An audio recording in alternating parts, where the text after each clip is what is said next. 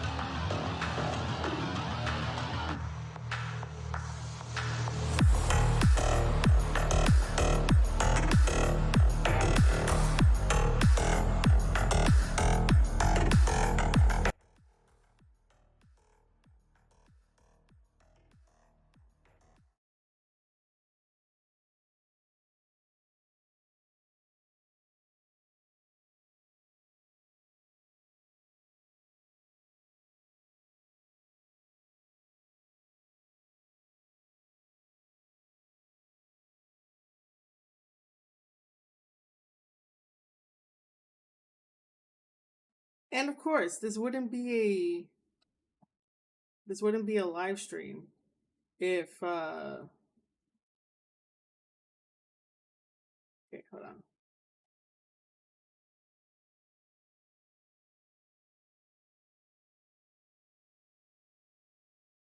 Yeah, I am going pretty slow. That's probably because of the stuff I have.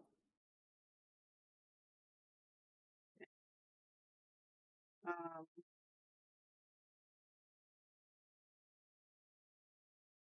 hope it's not. Yeah, it is. It is. I just don't want you guys to see what I have in my apartment.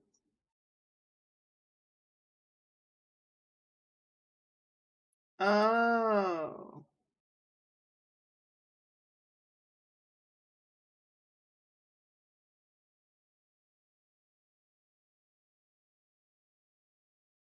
Oh, so maybe I.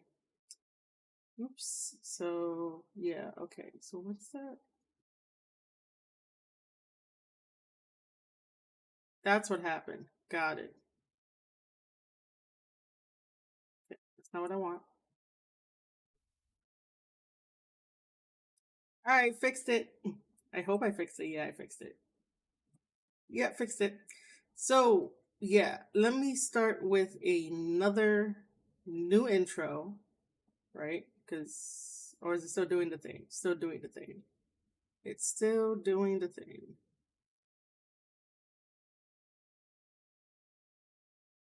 Still doing the thing. Read this. Um, let's close that out. So slow.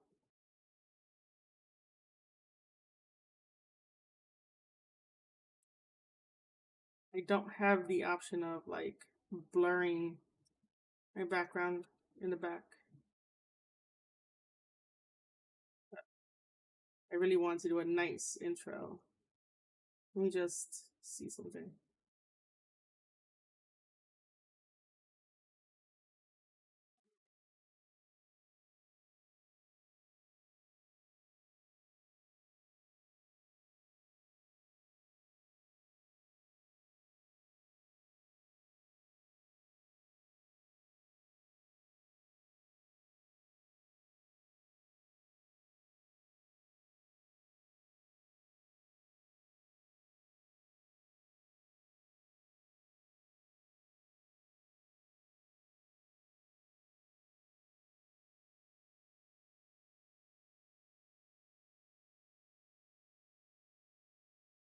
What is happening?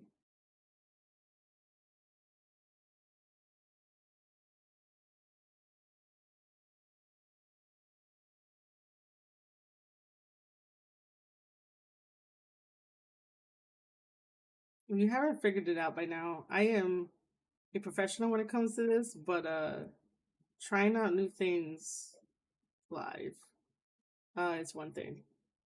All right, so that's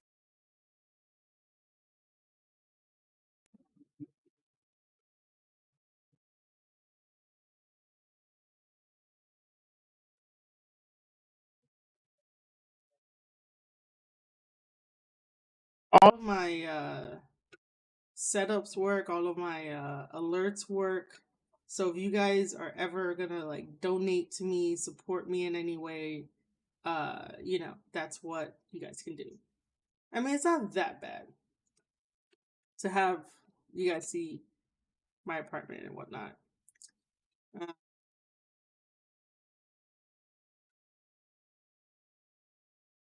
I guess it's not that bad. Um, gonna turn this on. Sometimes I don't think I have enough light. Uh, well,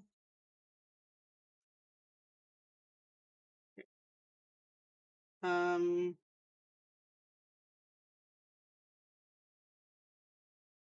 people can find me on Twitter and stuff, so they'll be able to jump in the stream if they want to, if they can. So I guess I can do a new intro because the first time around it was just like, whatever. But okay.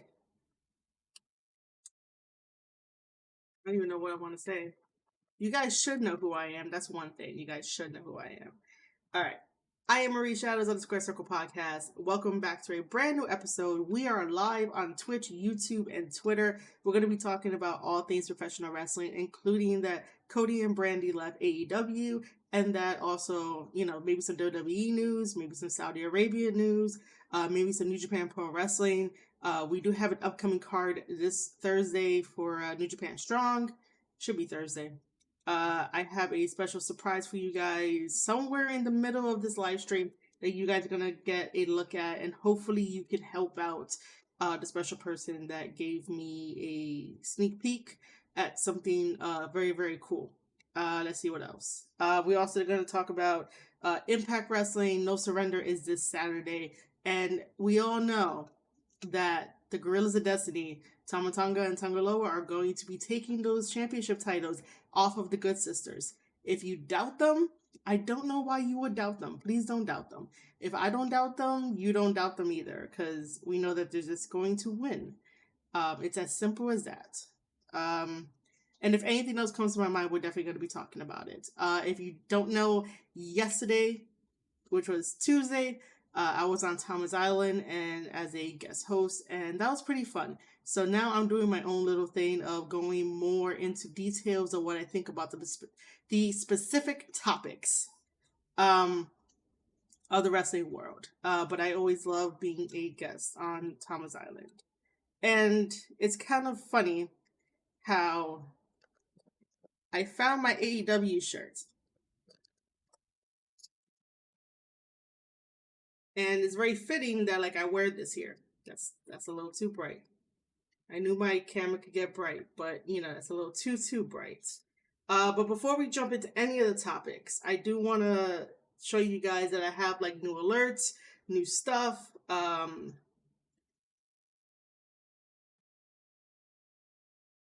stuff like that. Stream Elements is running in the background, so And if you do jump into chat, just say hi. We just have a wonderful talk back and forth, wrestling and everything like that. In the back, you might be seeing my green screen and stuff. So, yeah. I don't plan any of this stuff. I really don't. So the first new stuff that I want to show you guys is that, do you see this button that says support me at coffee.com/Marie Shadows? Well, that's because I moved from Patreon over to Ko-fi or Coffee. It's a better alternative for creatives like myself. So if you are a creative out there who is making wrestling content 24/7, and when I say wrestling content, I do not mean wrestling news, where you have scoops, whether they're lies or truths or anything like that. Like, if you are making wrestling content where you are interviewing wrestlers, changing the game, creating fun games with your fellow podcasters, that's the type of wrestling content I'm talking about.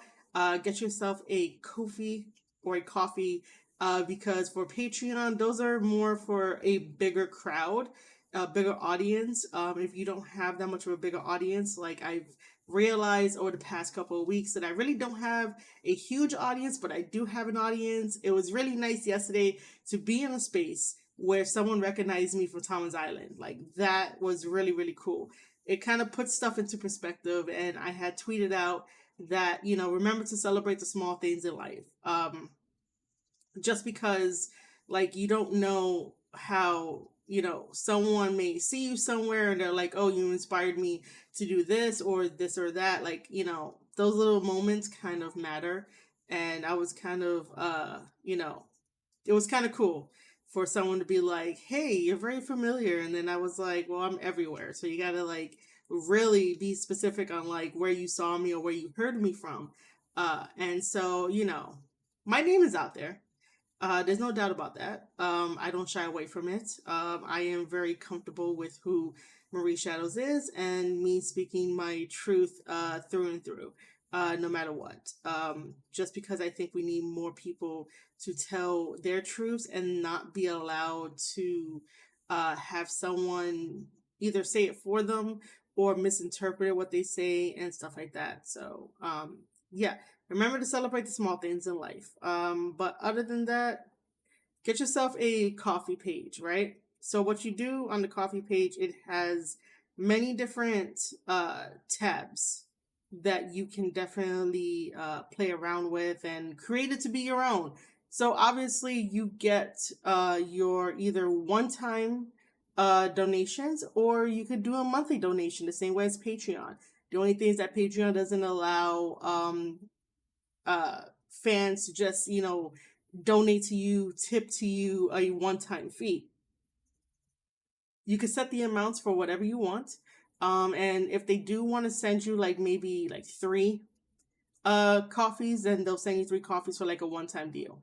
You can set up shop. I have wrestling bingo cards, which by the way, you guys should have like probably been buying. And when I say buy, they are free, or you could pay what you want. That's the cool thing about the shop. The shop is either, if you want to get it for free, you can put it for free. If you want them to have um, free and pay what you want, you could do that too. When they pay whatever they want, it could be $1 or more, or anything if they think that it's worth it. So I decided to do wrestling bingo cards for the beginning of the year, because all last year everybody was like, oh, I didn't see this on my bingo card, I didn't see that on my bingo card. And guess what? It's the same thing that's happening here in 2022. So basically, what I did was that I have pre-filled in AEW and WWE. I didn't get to all the companies, but there are free blank ones that you guys can definitely fill out, and it could be for anything. It could be for your writing goals, it could be for the wrestling goals, or whatever it is. So one of them on my shop is a WWE bingo card. And way before the dirt sheets was like, oh, Austin got contacted by WWE to have one last match for WrestleMania, go against Kevin Owens, I was the first one to put that on a square that says Steve Austin uh, makes one more match, or has one more match. And I put that on the bingo card. And so, like I said it before, the dirt sheets even got it out there. Like I said, those are free to purchase. Or if you feel like I deserve your cash for creating something creative and trying to bring a little bit more fun back into the wrestling space, you could throw me like a dollar or two, whatever you want. But it is free to buy, or if you want to throw me some money, you could throw me some money. It will be in the chat.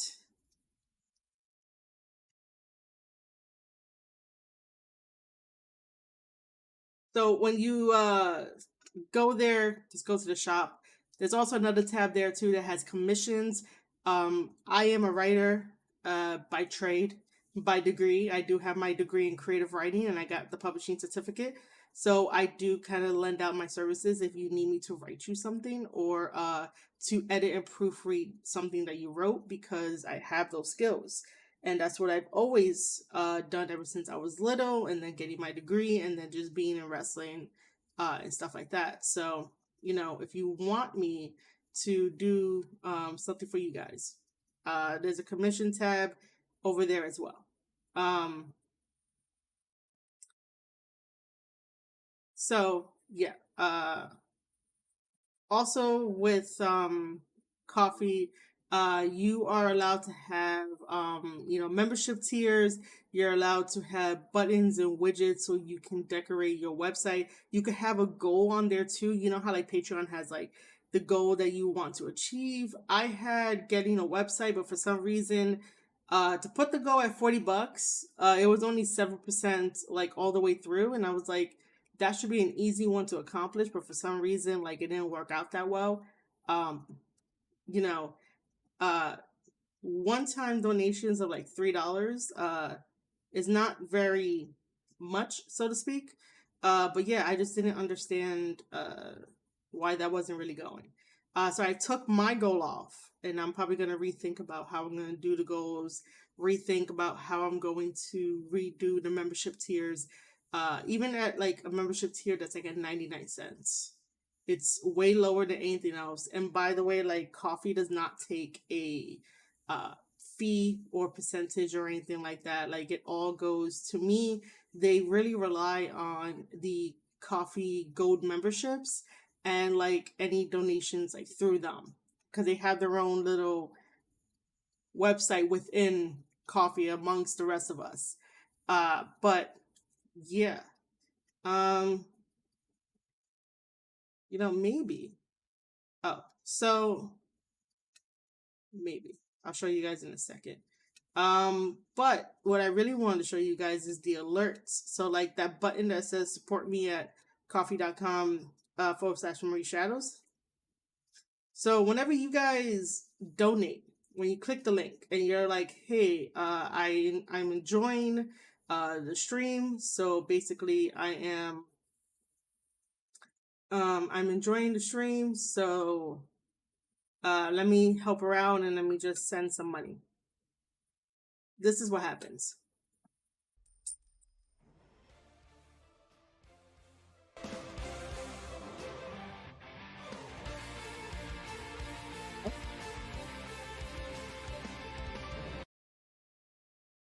I am not sure if it went. It tested it out. I'm not sure if it showed up on top, but it will like show your name and stuff like that. And then I just attached Okada's theme song just because I have it on file, and I was like, oh, let me just use it. So you guys can definitely shower me with your donations and stuff like that. All right.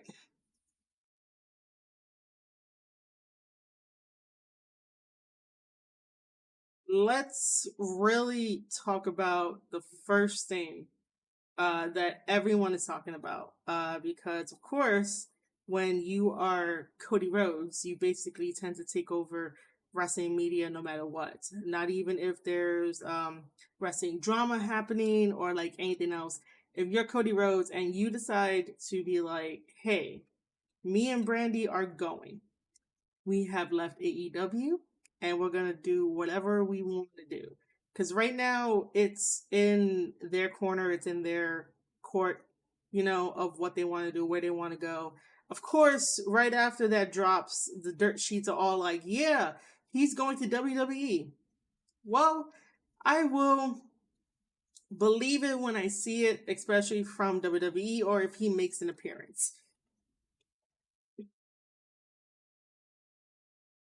But this really does raise like a lot of questions in terms of, how much money did he really want? Did Tony Khan not want to give him that amount of money because Tony Khan didn't have it and Tony Khan couldn't get any more money either from his dad or like whatever was happening?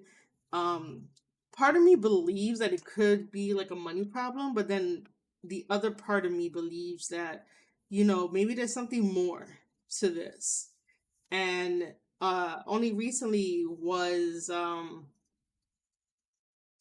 the report of, he left because of creative decisions, that he was stripped of most of the creative decisions and being involved in the creative making and stuff like that. And that could be true.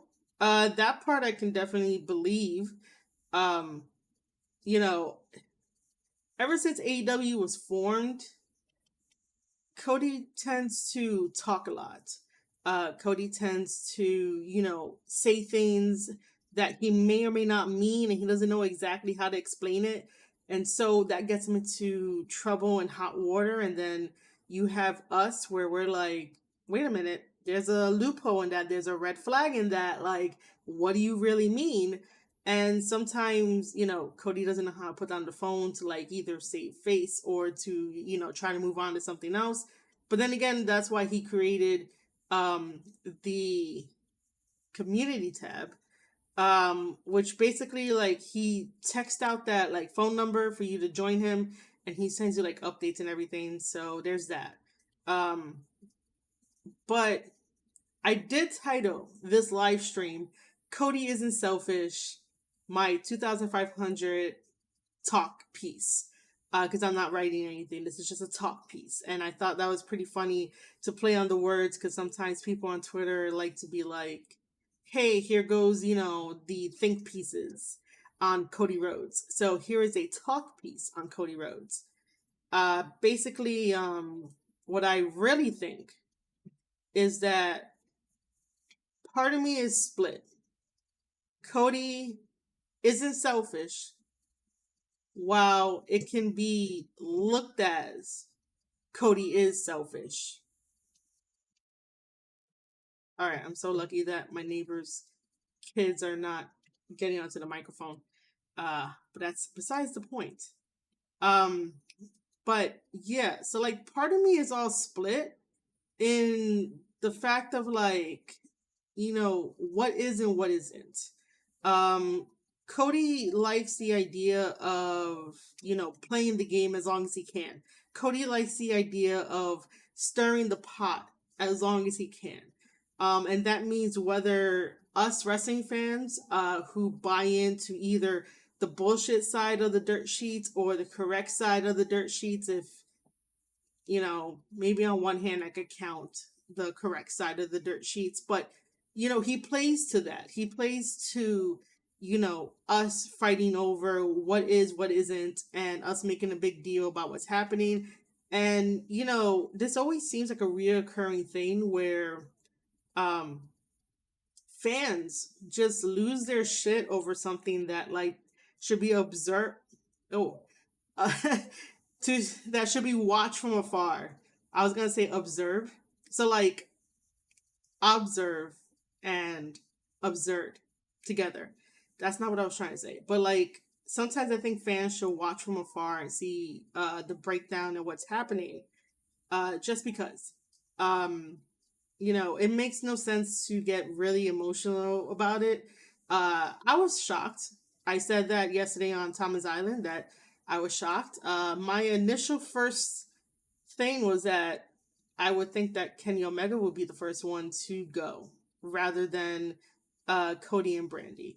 Other people have said Jericho, and I do agree that Jericho kind of played, on the edge of, will he go, will he not go? Some of the responding tweets to other wrestlers are a little like, are you sure you don't want to go? Are you not the first person to go?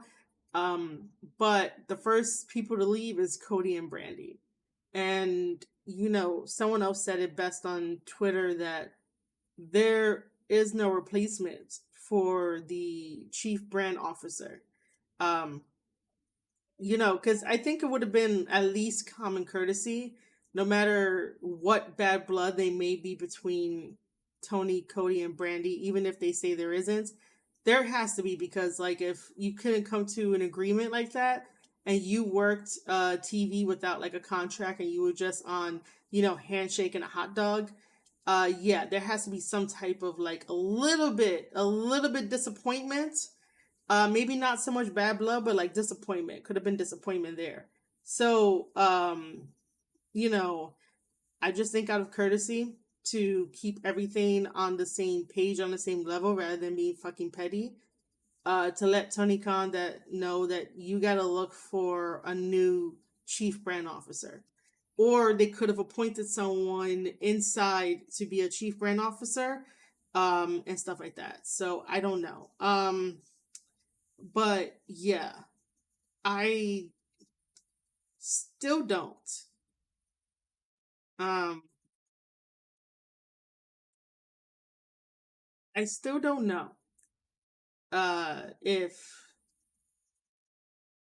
these reports that want him to go over to WWE is true or not. Um, it's sort of like you're living in a dream where this isn't real. And I think that's because Cody has hyped up the alternative and has lived it and has definitely been like, we're gonna do this, because he did say, we're gonna televise the revolution, and that's what they did. I still believe that AEW is the alternative, but the way that they're going, it's starting to be like, get your shit together. You can't keep relying on big names. You can't keep relying on big surprises. And you're going to have to learn how to let the show breathe, because I really feel like I am on the same drug that Tony Khan is on, and like I forget to breathe sometimes. The last time that I watched AEW was last Wednesday because, the big announcement, he hyped it up even though he fucked up his definition. And by the way, stop revealing your hand. The wrestling business is still a magician business. It's not like, you gotta tell everybody the secrets, even though we know like a good chunk of it, but don't reveal your hand. Again, I still don't like the way that he said that he secured Jay White for that little segment. I just think that you can't keep relying on someone else's workers and yet then tell us you're building new stars. Yes, AEW is building new stars. However, there's this rotation that goes around, and Adam Cole, the Young Bucks, Keith Lee, Jay White, all had bigger names than the young talent there. Yes, we talk about MJF. Yes, MJF is good, but MJF is feuding with CM Punk that's now asking for a rematch. He got a rematch because he beat...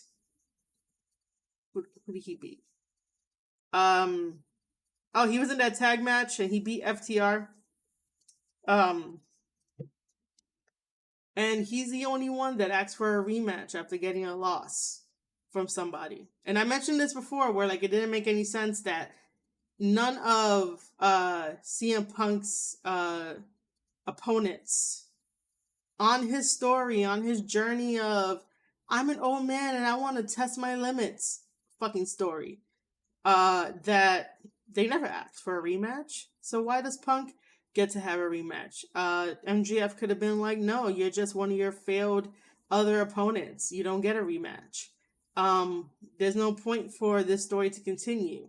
If those losses to the other guys really didn't do anything for them. And that's why I have a problem with that. So, getting back to the other thing of the guys that I mentioned, so the Adam Coles, the Young Bucks, Heath Lee, I was gonna say Jay Lethal. Where is Jay Lethal? Like, can we stop having Jay Lethal on Dark? Like, Jay Lethal has like a long history career and a really good one, and he's hibernating in fucking Dark.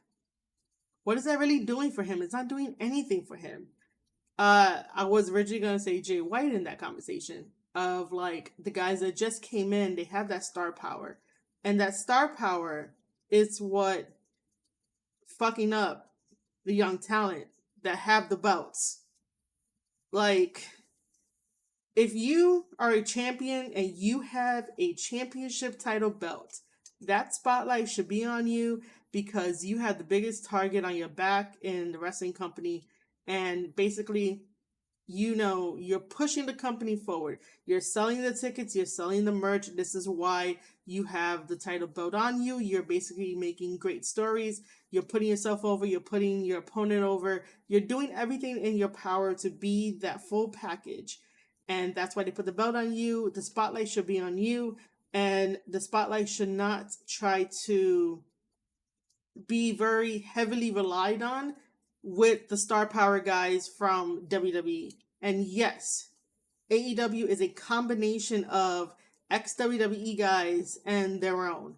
When they first started, it was beautiful. Hey, Darth, what's up? Yes, evening. I had to check the time. I was like, is it evening for me or evening for you? Like, I don't know. But I had to check the time. But yeah, there's a lot of people that don't like when other people say that AEW is just WWE guys or WWE stars. But the moment that we try to tell you guys why we say that, you instantly go into your feelings, and it's like, what's the point of even talking with you? Your mind is already made up, and someone like me who tries to look at wrestling from all types of angles will have a very difficult time trying to convince you at least, or give you a different perspective as to why we say that. Oh, well, it's evening for the both of us. It's 5:16 over here. But yeah, again, evening. Welcome to the stream.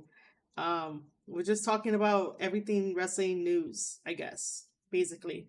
Um, but yeah, I really wish that some of the AEW faithful would, realize that AEW does need to change. If AEW really wants to be the alternative, they wouldn't rely so heavily on trying to sign every single body that's hot out there and like focus on their own stuff. Because, we have tag team champions, and our tag team champions is Jurassic Express. Jurassic Express was once like the really hottest tag team in 2019. Then all of a sudden, it's like, I don't know what they're about anymore. Marco is off doing singing auditions, and then he wants to like go to college, and he doesn't really want to do wrestling as much, but he still wants to do wrestling. Like, sometimes I feel like when you come to that certain age in life where like you've done all the wrestling that you've done and you want to do something different, I'm all for like, go find out what makes you happy. Go find out, what other talents you have. Go find out, and like love the world and love yourself. But why does it need to have this pattern of they sign a contract with AEW, you get one or two matches on Dynamite. If you're not the star that everyone is talking about on Twitter, or you're not from WWE, you go to Dark right after like you lose on Dynamite. And then from there, you're able to take bookings. And then you just sit in catering, so to speak, with a fat check. Like, I want to sit in catering with a fat check if no one's going to listen to my constructive criticisms. Like, I would love that. Just because I know that with that fat check that keeps coming in, I could take care of all of my personal debt, and I can definitely make sure that I'm well taken care of, my family's well taken care of, because I will budget my money. So I don't understand why, like, this safety net is there. Uh Even though like safety nets are not a big deal. So don't think yeah, fat check and free food, right? Yeah, definitely, man. I would love catering. I really would. Um like I said, if like no one is really going to like listen to me, um you know, uh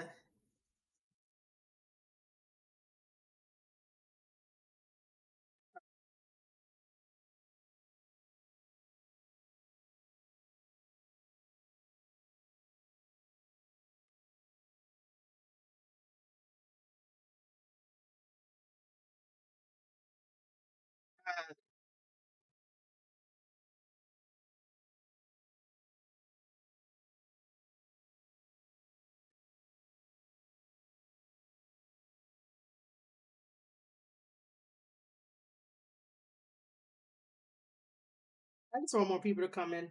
Um so Justin over here has a tweet up that says, describe Cody in one word. Which I'll get back to Cody and stuff like that. It's just that there's a lot of red flags that AEW has. And when you look at it, you're like, why? Like, sure, it might be a fun environment, it might be very uplifting, but you could definitely tell that there's certain cliques in AEW where you know, you kind of question. And I've always been that way. Like, if you're not asking questions, then you're not learning and you're not like progressing, and stuff like that.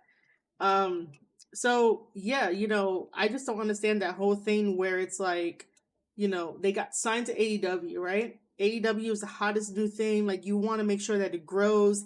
And I understand that some people might like the whole rotation system, but I want to make sure that I fully appreciate all of the the stories, the characters, the angles. Like, one week I don't want to see like the hottest story going. Let's say the hottest story going is like, unfortunately, I gotta use the Young Bucks for this one. The Young Bucks and like maybe the Lucha Bros. Maybe they do it all over again. Who knows? This is me just talking off the top of my head.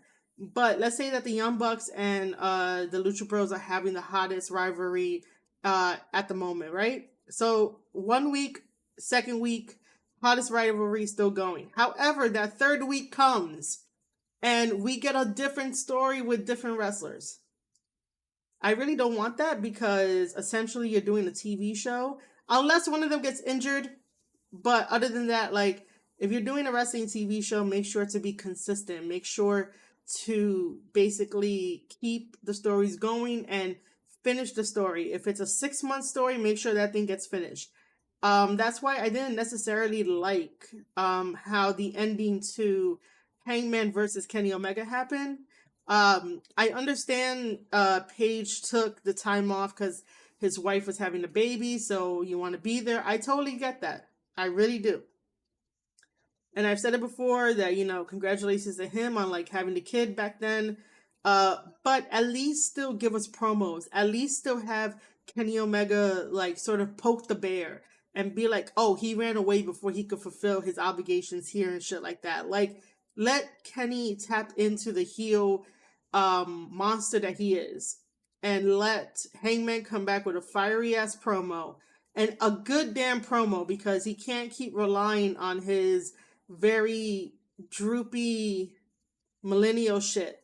Like, eventually, all the moody, emotional millennial people out there need to grow up and be like, yes, I'm gonna do this. Yes, I'm gonna be a little bit more aggressive in how I get this and how I get that. Like, you can't be emotional forever because no one's really gonna take you serious.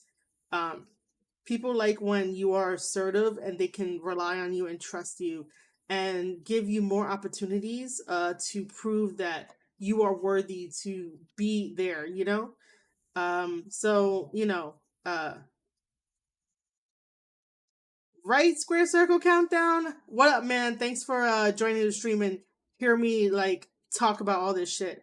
But yeah, Square Circle Countdown is totally right. Exchange of words could have built that match better. Yeah. Because you got to remember that like it's in wrestling. I've said this before. I'm always gonna say this. Wrestling is the purest form of theater, and what drives theater is communication. It's words. It's emotion. It's body language. It's everything that you want.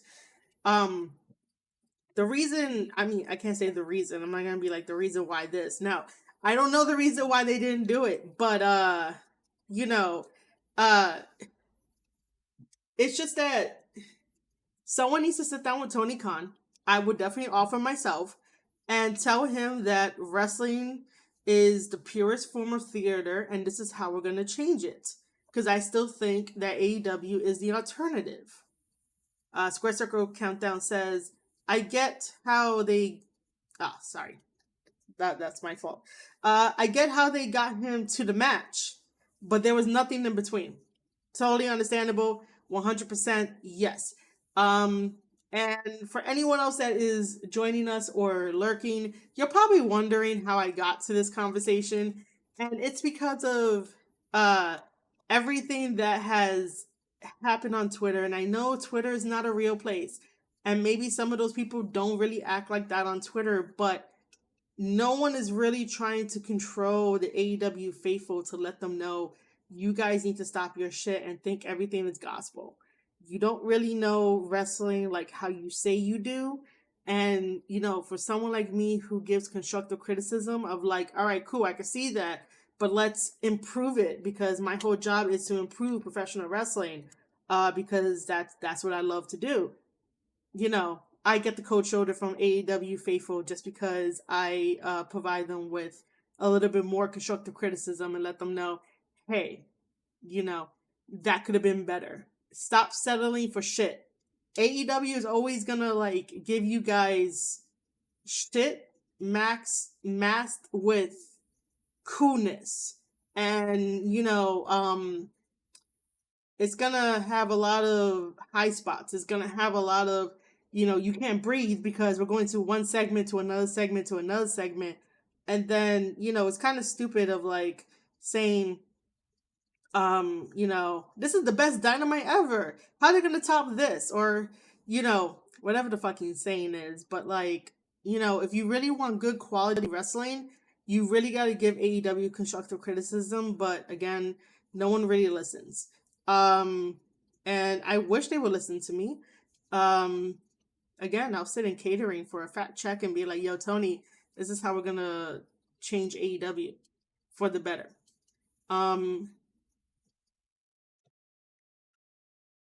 So Square Circle Countdown. Hold on, I gotta scroll up a little bit, because he said some stuff while I was ranting about the AEW faithfuls. And yes, if you are an AEW faithful, you are more than welcome to come in here and definitely, tell me off if you can. Totally, you can do that. But just just be careful what you say. Maybe. So from Square Circle Countdown, when you think about it, they were focused on the CM Punk return and Bryan Danielson's debut.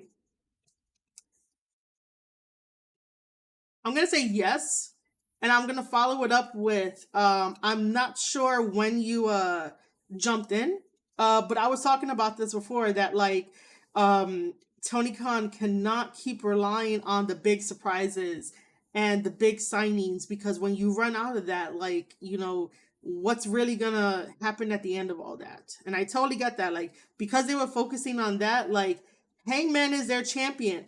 I mentioned this before. I don't think you've heard me say this before, Square Circle Countdown, but because Hangman is their champion, the spotlight should be on him, because he's the one that's driving the company. He's the one that has the merch sales.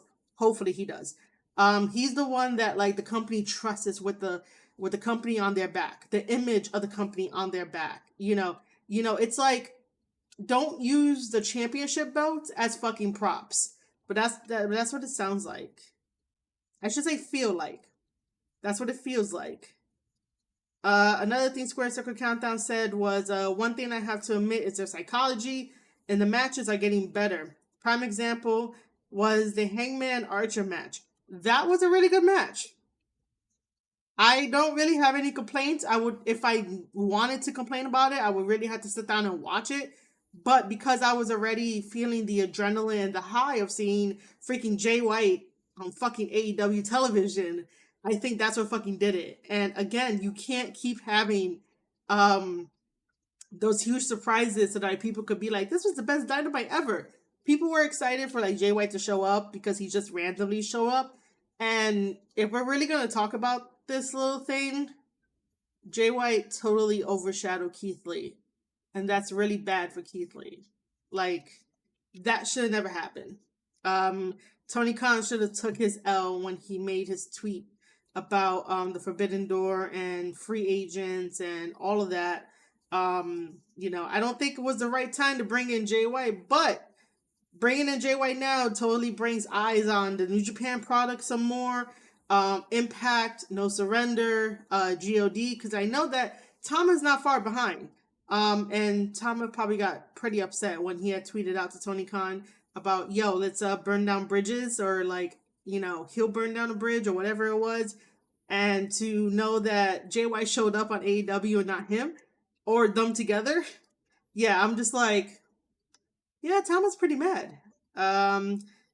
Square Circle says, Dan Lambert taking the top rope down was brilliant because you took away the finisher from Hangman. Yes. And I don't hate that.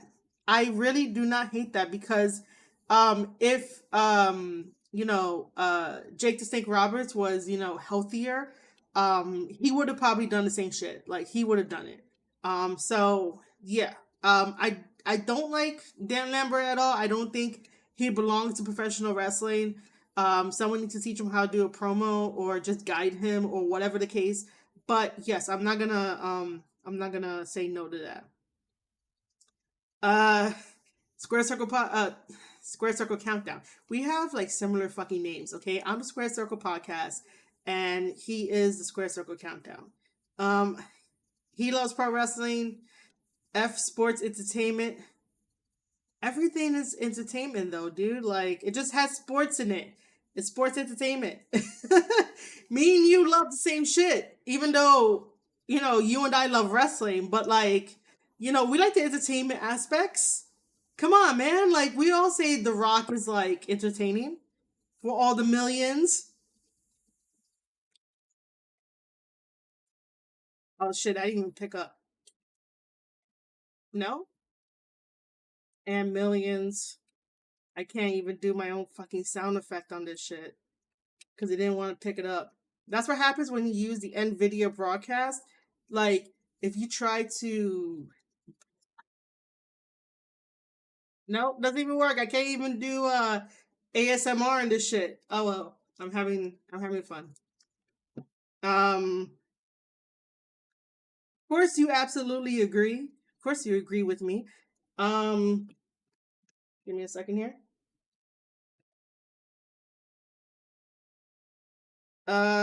Yeah, I can't wait for New Japan Pro Wrestling this week. A little bit later in this podcast, we will be talking about New Japan Pro Wrestling. Gabirel Kidd being like super loud on Twitter and like telling you guys that I really want him on my show. And then for some reason my brain is like no and yes, and it's fighting, you know. Um yeah. Uh we'll figure it out. I really want him on my show. Um Yo, Tony Khan, yeah. Square Circle Countdown said that he agrees. Tony Khan acts like a kid sometimes when he tweets. Not only does he act like a kid, he acts like a bully too. Where there's times where he went after this guy who writes for a football magazine because I don't know if you read or like see on the timeline, a fake report was going out that Tony Khan was gonna be running for Congress, which is not true, and he cut a promo in Twitter style, with words. And I'm like, sir, why couldn't you just tell him this is false information? Please do not retweet or anything like this. If you see it, report it. Like, that's what a boss actually does. That's what PR actually does. But because they don't have PR, he thinks he fucking runs the game. And then to tell the guy, how does it feel to be like ratioed, Mike, or something like that? And it's like, sir, like, are you 16? Like, are you 16 and back in high school? Like, I thought you were running a professional business, not like, some baby ass daycare shit on Twitter just because you want to get over. Like, that was really unnecessary where, he really went off and did a promo style. And I'm just like, sir, you could have just said, um, this is false information. Please do not replicate any of this. You guys need a PR. Um, he said, okay, I hate WWE, laugh out loud. Tony can't take constructive criticism. And he wonders why the Jaguars aren't in, like, the Super Bowl. Like, yeah, like, I don't know, man.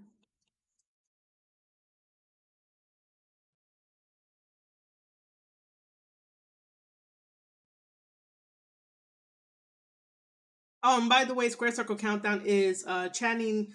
Well, I guess chatting in the chat over on the YouTube side of things. So I appreciate him for checking in on the video on the YouTube side of things.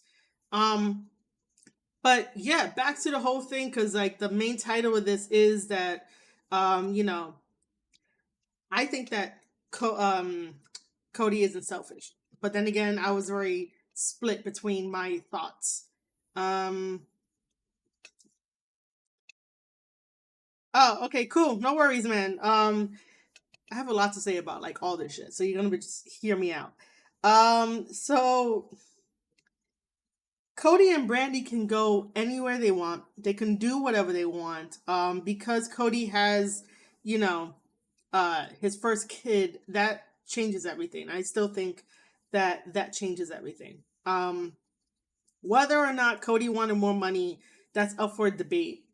When Cody and Brandi decide to do their podcast, if they want to do their own couple podcasts, they're probably going to tell all. Or if they're going to go on someone else's podcast, they'll tell all. But the money issue is still up in the air for me. While that could be a factor as to why, he didn't want to resign or whatever, it really has to make you think of like, how much money is he paying Nick Wayne? And Nick Wayne is 16 years old. And he has apparently an apprenticeship deal. So, I don't know where certain people get their information from. I really don't. And normally it will be from sources that are within the business. But don't we know that there's a tier 0, 1, 2, 3, and 4 AEW contracts? Like, um, is that still not a thing? Can anyone out there like clarify that for me if that's like a thing or not a thing anymore? Because apparently Nick Wayne is on an apprenticeship contract because he's 16. Which, excuse me, I know that a lot of people know him personally. I really don't. I think he wrestled when I watched that GCW pay-per-view when they were in the Hammerstein Ballroom. Um and I don't really know anyone for GCW. That's not my territory. My territory is AEW, WWE, New Japan Pro Wrestling, MLW, and Impact. GCW is not on the radar just because that's not my type of thing. Even if they don't do death matches like 24/7, like that's still not my type of thing. So I am not going to um talk about it in a very false way, but I don't mind giving like constructive criticism. Um, but I find it kind of funny that no journalist decided to either tweet at Tony Khan or even try to get his attention to be like, why did you sign Nick Wayne? Sure, Nick can be very good in other people's eyes because, again, I've never really studied his work. But what is the criteria for getting any type of AEW contract? Because now it's no longer the pattern of if you're my friend, you get a contract. Now it's the pattern of, oh my God, people are talking about you. Oh my God, you have these matches and they're all like flips and shit, you get a contract. So I don't know, man. I just think that there should be a priority and a standard when it comes to trying to figure out how to get talent, how to get um signees and stuff like that. I just don't think going out of your way to uh the local promotions like 24/7 to like scout for talent when you have talent. Um we're definitely gonna have to wait until Nick Wayne is 18 for him to like officially compete everywhere. Because being 16 only allows him to compete in certain states and certain like jurisdictions. Because you can't wrestle or perform any type of combat sports for that, before you reach 18. So he's gonna be very limited and he's still in high school. Like, I don't I don't get it. Why did Tony Khan decide to sign him? Because obviously WWE wasn't looking his way. GCW was only helping him out with, whatever they can muster to give him, other than maybe like a handshake and a hot dog or something. Um, man, it's not even the weekend and like the bots on YouTube are out. It's only Wednesday. Um, but yeah, I just question why go with Nick Wayne all of a sudden when you could have just waited till he was like 18, 19, or whatever. Was he like, what when I say he was Tony Khan like scared that Nick Wayne would have got brought out by like WWE? Like, I don't get it. um but somebody in chat or um over on YouTube would definitely tell me why.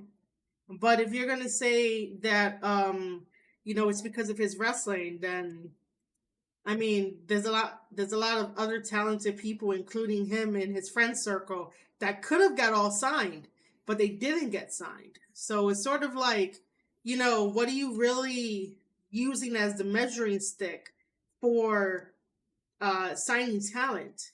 Sometimes when like WWE signs talent, it's because they know that they can do something with them, regardless if like the story is shitty or whatever. Like, there's still something there that WWE sees in them that they can like use them for.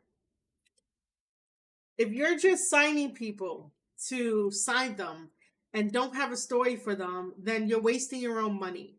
Um, and I think maybe that could have been what Cody saw. That Tony Khan was throwing around his money, offering people this contract, that contract, this contract, that contract. And it's like, well, you know, you're signing other guys, but your main priority, your EVP, like, doesn't get what he wanted when he built up the company with you. Even though, like, in interviews, Tony Khan did say that, like, this wouldn't be possible without the Bucks and Kenny. Cody is not really like mentioned too much in those type of interviews, from what I remember. So again, it's like, did Cody see the writing on the wall when it came to um like thinking about his renegotiation? So this is why sometimes I would think, because this is supposed to be a talk piece, it is a talk piece, but this think piece is that I think Cody saw the writing on the wall when you know, he decided that, well, Tony Khan decided to sign Nick Wayne. I'm not saying it's Nick Wayne's fault.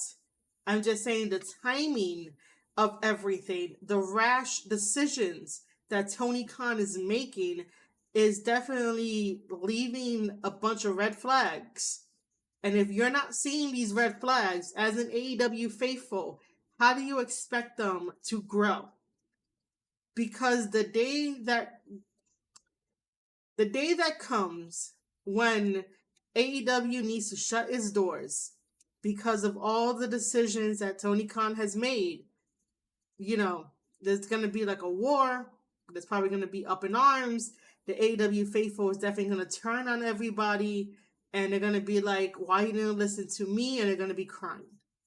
So rather than that happening, start using those brains of yours and ask questions and sort of like poke at um the holes of, you know, the red flags, the loopholes and stuff like that. Like, cool, people are getting signed, people are getting money, people are you know, trying to live their life on, you know, whatever dollar amount is coming in, because we're still in a pandemic here and there, and wrestling is definitely based on how much you want to work, because you are technically a freelancer. However, if you're signed, you shouldn't necessarily be like a freelancer so much, just because like exclusivity like really goes a long way into building the brand. And then when we talk about it in like 5 to 10 years, in 20 years, we could be like, these are the guys that made AEW.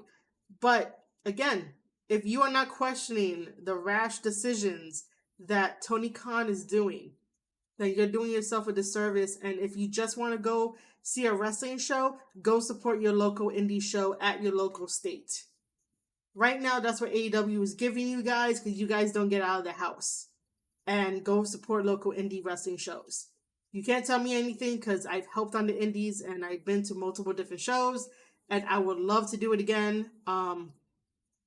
If you want me to do it again, you guys can definitely head over to my Ko-fi page, my coffee page, and definitely sign up for a membership. 99 cents, you know, that wouldn't be a big deal.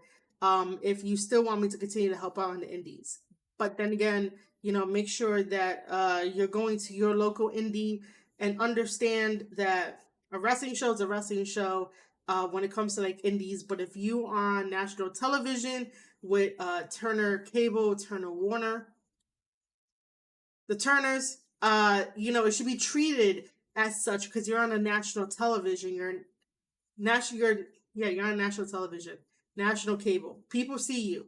There's ratings that come in and out. So basically, like, that should feel like a wrestling show for a TV show, and not necessarily for like your local indie show, you know?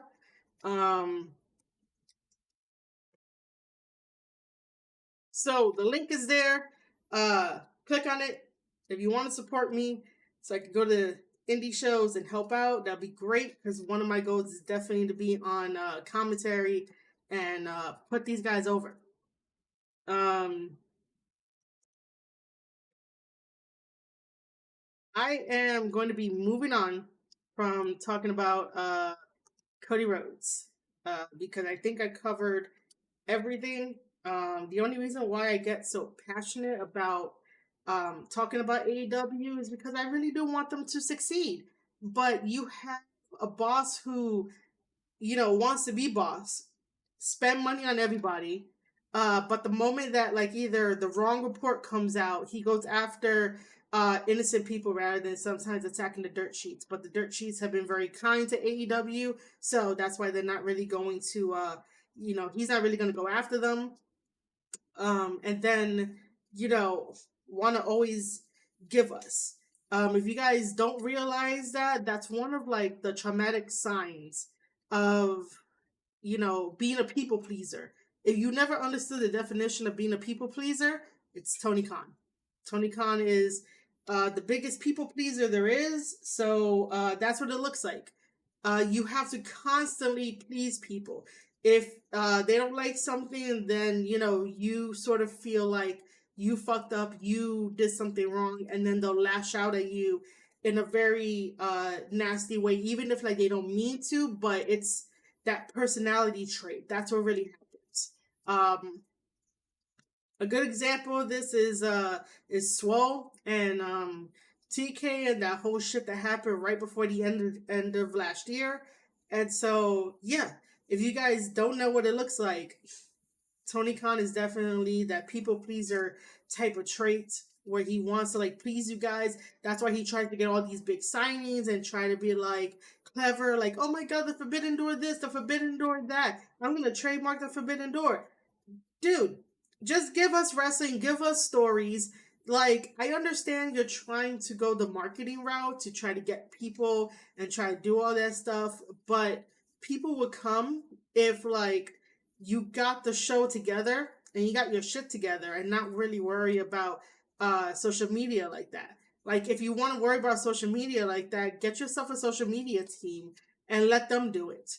And then you focus on creating the best show you can and making sure that people know what they're doing, because half the time it's like, do we really need this segment? Do we really need like these people here? Like, can we move this to dark? Like, nothing has no rhyme or reason when it comes to AEW. And I think that's also another thing too that Cody was seeing. Like, as much as Cody and Brandi was giving to AEW, they were probably seeing it too. And before anyone goes into my archives and try to think they got like a one up on me, yes, I used to complain about Cody all the time. And I stopped for a little bit with my podcast because it was getting a little too much, because it felt like he wasn't really listening to any criticisms. And then when he wanted criticisms, he just stopped because he listened to the wrong ones. He listened to the ones that don't give substantial background or like, different ideas to try to help elevate him and elevate Brandi. And I said this before that like not everyone belongs like in the wrestling ring. At least there's always some job somebody can fill, meaning somebody can definitely be a backstage interviewer, someone can definitely be like an announcer, a host, a commentator. If you want to ring the bell, you can ring the bell too. There's a lot of moving parts in wrestling. You don't necessarily have to be the wrestler if you're not comfortable being the wrestler. Like, I learned that, when I was doing ring training, that, being a wrestler is not for me. So I decided to just take my talents elsewhere and focus on creating a podcast, practicing wrestling commentary, trying to help out as much as I can in the wrestling space, so that way I can put people over and stuff like that. So yeah. But Cody was listening to the wrong type of comments. So he just stopped asking for constructive criticism. And this isn't me like flopping, because I've probably said this before that how are you gonna get any new fans on your side, if you are Cody Rhodes, but you're still doing the same moves that you did in WWE. You just added American Nightmare. You still wanna ride on that wave of the American Dream. And I totally get it. Like he probably should, but he should definitely make it into his own and his own thing. Being the American Nightmare was something a little bit different, but he wasn't really you know, how can I say it? Different in a sense. He wasn't truly evil because when you have American Nightmare, that should be like evil, evil. And I'm not talking about evil from Bullet Club. I mean House of Torture. Yo, what up, Mike? You think Cody bought Ring of Honor? Nah, man. If he did bought if he did buy Ring of Honor, what would be the goal of that? Like, I don't know what would be the end game. Like, you buy Ring of Honor, cool. Are you accepting, Honor No More? Are you accepting that group back? Are you accepting Bandito back? Are you accepting John DeGresham back? Like, are you accepting the guys back? Because everyone essentially got released. So it's like, I don't know if he wants to. Um, I really don't know if he wants to. I see no indication of like him buying everything.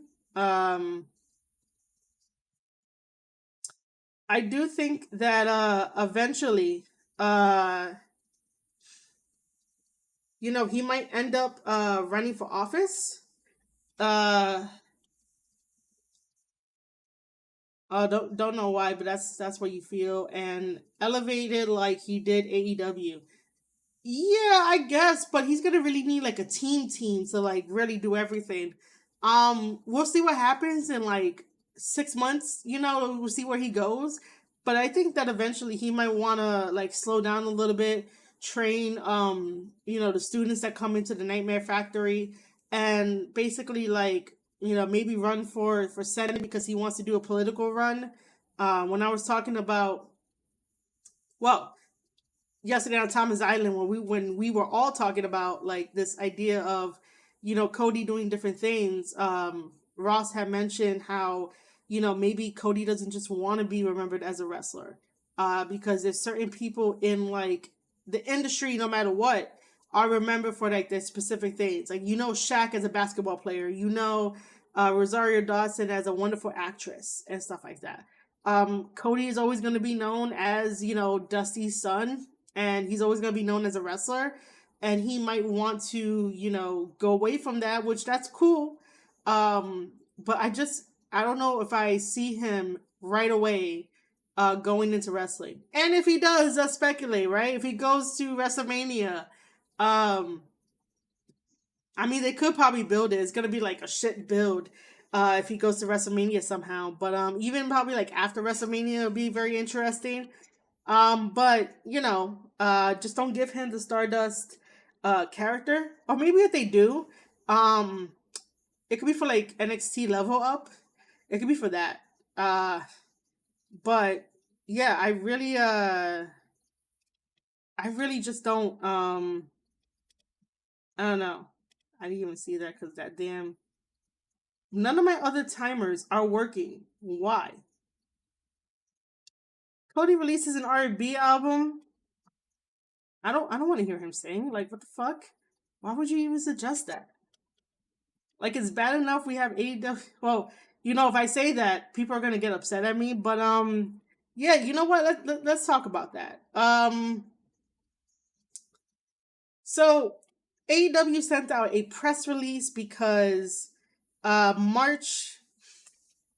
I don't even know the date, but sometime in March, after Revolution, like during FanFest, basically, they are gonna be doing a concert, and it's gonna be a concert for AEW music, because it's for like Black History Month and stuff like that. And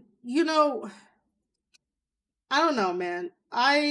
feel some type of way that we're getting an AEW music for Black History Month, as if it's like, to string together everyone's stories, but I think it's more powerful. Uh Mike Thunder has his album out. What? Oh, is Mike Thunder doing an R&B album? But yeah, I just think it's more powerful to have many documentaries with the wrestlers in AEW who are black, and they have their different experiences, and not just necessarily like with a music album, because at least with the documentaries, that could be shown almost every time around the same time of year, or they could do a part one and a part two. Part two would be like, all right, cool, did anything change for part one? Did you to quote NXT, did you level up from, your bad experiences? And that's a little bit more inspiring, because not saying that music is not inspiring, but I just think documentaries are more inspiring for people to look at it and be like, well, if they got out of their horrible situation, then I could get out of my horrible situation. Sometimes while music can speak to, you know, to you or to whatever you want to do, not everyone listens to the same type of music. So you're limiting your audience by creating a music CD to talk about people's stories, rather than a documentary that everybody can watch, everybody can access it. Yes, everyone can access that music CD, but are they going to? Are they going to do that on Apple? Like, if you had to pick between, like, I don't know, maybe if like Kendrick Lamar like ends up putting out an album and you have the AEW music there, like, which one are you really going to like pick and stuff? Are you going to pick Kendrick, or are you going to pick AEW? If you are not a wrestling fan and you know nothing about wrestling except for, like, I don't know, Attitude Era stuff where it's like The Rock and Stone Cold, are you really going to be interested in picking up an AEW CD album? It's those type of things that has to be talked about in like a room, to be like, are you sure this is a good idea? Because you got to look at the potential of trying to grab everybody so you can make more money. That's what WWE does so great, is that they're able to tap into every single resource that they have, every single outlet that they have, and use their tricks and everything that they have at their disposal to basically be like, we got this fan. Well, I should say we that they got this person who wasn't a fan that now became a fan, because they decided to do the marketing right. I do know that people are definitely going to listen to it. I'm probably going to listen to it, maybe give it a critique, but I don't have any high expectations for this music album that's coming out. I really don't. I would have more higher expectations for a documentary series that, like, I would enjoy. That's why I remember scrolling through Twitter and seeing The Rock narrate over his father's video for Black History Month. And The Rock is such a really good speaker that at this point I'm like, yo, that was really nice. That was really great. It made me appreciate what Rocky Johnson does, or did more in the business. So something like that. But I am one out of like a billion people on this planet that have different type of tastes. But I could basically say that maybe the majority of people would have loved like a little mini documentary series of like, all right, cool, Black History Month. Everyone is gonna get a video released like every day for the 28 days. And it's gonna be their story. And next year they're gonna do the same thing. But part two is all about taking one of the obstacles that like they may have trouble in, or they couldn't necessarily get it done right there and then in part two they explain, oh yes, I took care of it, this is what I did, and this is how I overcame it. And I think that's a little bit more powerful, because at the end of the day, you and I are no different. I got my problems, you got your problems. It's just a matter of how you tackle the situations and how you make sure you get over those obstacles, right? We all had different paths, but at the end of the day, we come back to the circle of we're all human, and we all have problems. And, I might have a solution that can help you get out of your situation. And that's how you bring people together. That's how you bridge gaps. That's how you do this. Sometimes music can definitely do that. I totally get that. But if you want to succeed and definitely play with the big boys of marketing, which is WWE, you got to play the WWE game. And I'm not talking about WWE 2K22. You can play that too, but it's just the idea of it's okay to take bits and pieces from your competitor, WWE, to make your business and your company that much better. Because at the end of the day, you want to make money, you want more eyes on your company, so it's okay to sort of take a little bit, make it your own, and then put it out there. Not necessarily copy and paste like a lot of people do. When you copy and paste, you're not being true to yourself, you're not being true to everyone else, and then when people see through the bullshit, don't get upset when they call you out on it. So, yeah, I just think that the AEW music thing, it may spark some controversy, and may spark, some conversations here and there, but I just think that, for this day and age of 2022, to inspire people, you let them know about your struggles and how you overcame it. And the only reason why, like, I'm more for that is because Twitter has Twitter Spaces. You can interact with people, in real time from anywhere around the world. And you can definitely talk about your differences. You can talk about your backgrounds, and everyone is different. And I noticed that because I usually tune into an all-women's writing group, which was really great that I did. And every single one of those women have some type of different background, different perspective. And it's the same thing in the wrestling community. Every one of them has something different going on. And we all connect because we have like a common ground of like, it's wrestling, so we love that, we talk about wrestling. Or if it's writing, we have that in common, and that sort of brings people together on a bigger stage and a bigger platform. Yes, music can too. Like I said, music is very powerful, but if you want to reach everybody, because not everybody is a rap fan or an R&B fan or a rock fan, like it's hard to try to get an all-around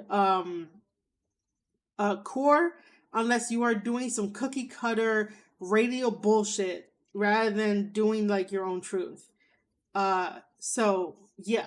Like I said, I am definitely going to be checking that out.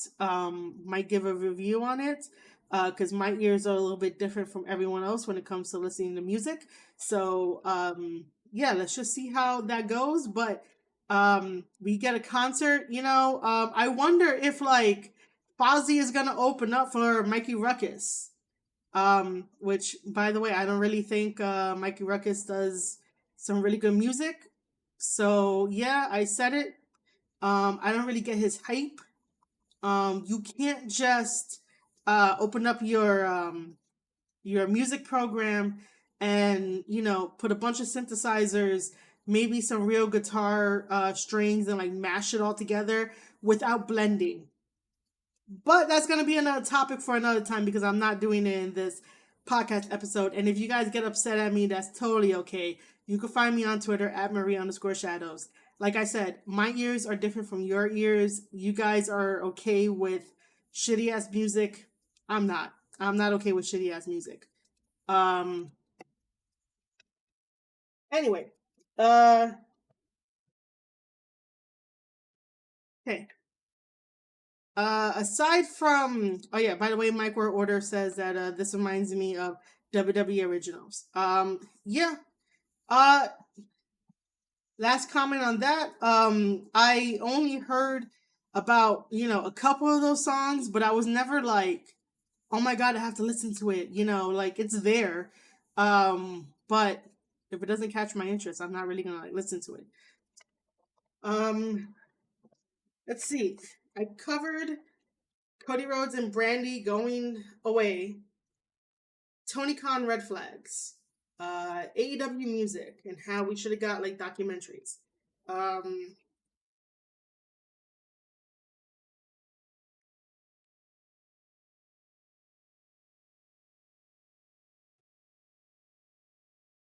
how I'm not very fond of Mikey Ruckus music because it's all let's put everything together rather than like blending everything. Um, let's see. Um,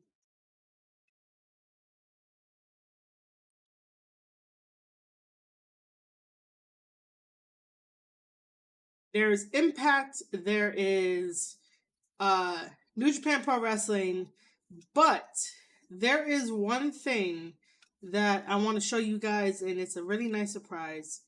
So I'm gonna put this on the Be Right Back screen because I gotta figure out how to do this. And whatnot. So you're gonna listen to some awesome music while I do this very quickly. So I'll be right back, and then I'm gonna show some pretty cool stuff. Um,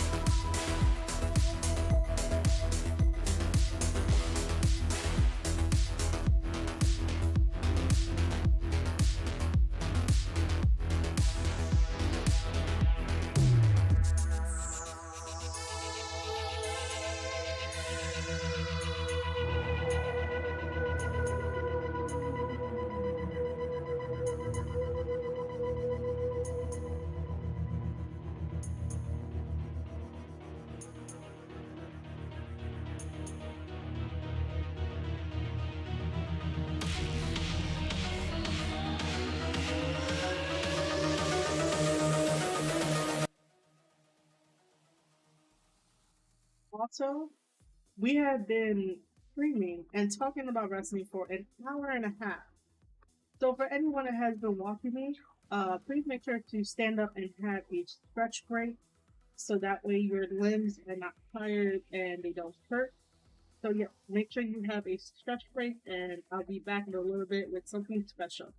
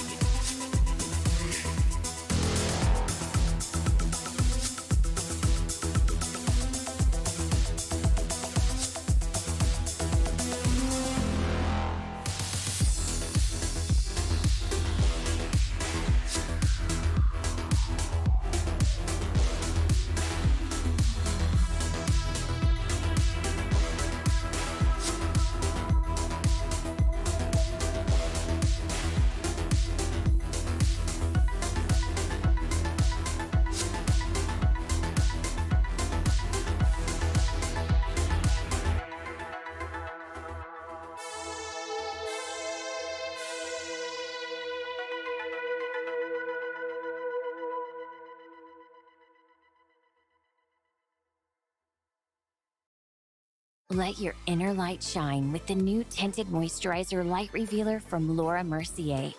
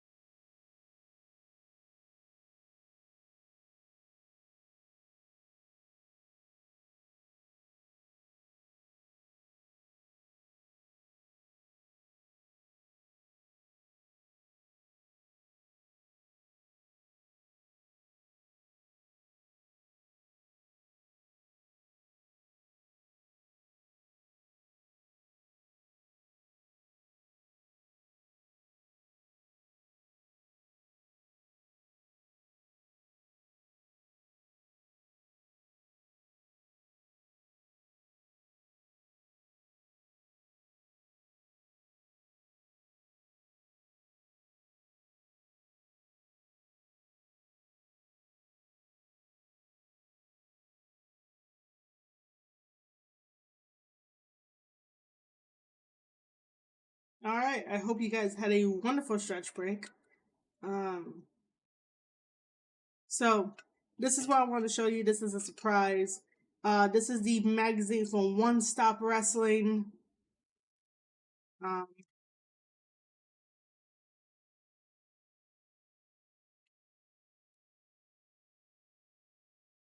let me just make sure I have the name right. So, Craig Smith, who is the owner, creator of OneStopWrestling.com. Him and his girlfriend created this wonderful magazine, and they have the wonderful Bianca Belair on the magazine, the front cover.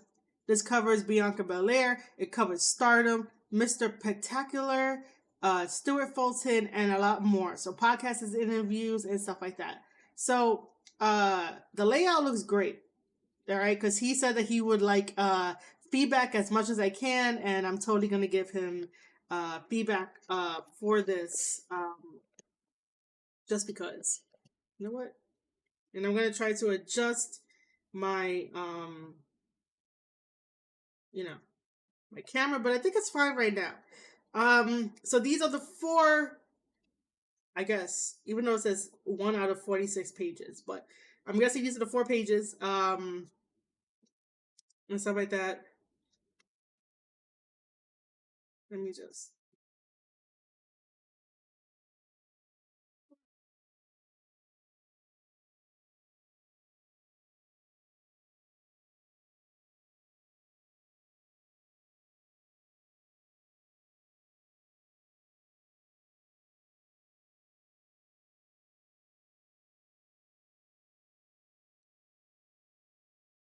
So yeah.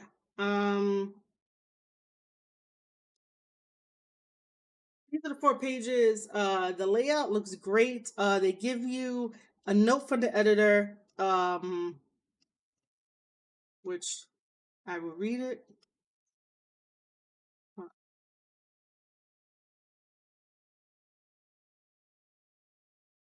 think it's at page 2. I have no idea. Oh no. Oh, that's to find it. That's not. Oh, oops. Wrong thing. Okay. Um.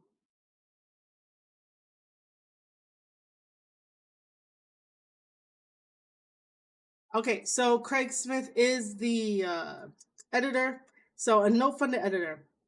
In April of 2020, just like a large number of people around the world, I found myself in lockdown as growing cases of COVID-19 gripped the world.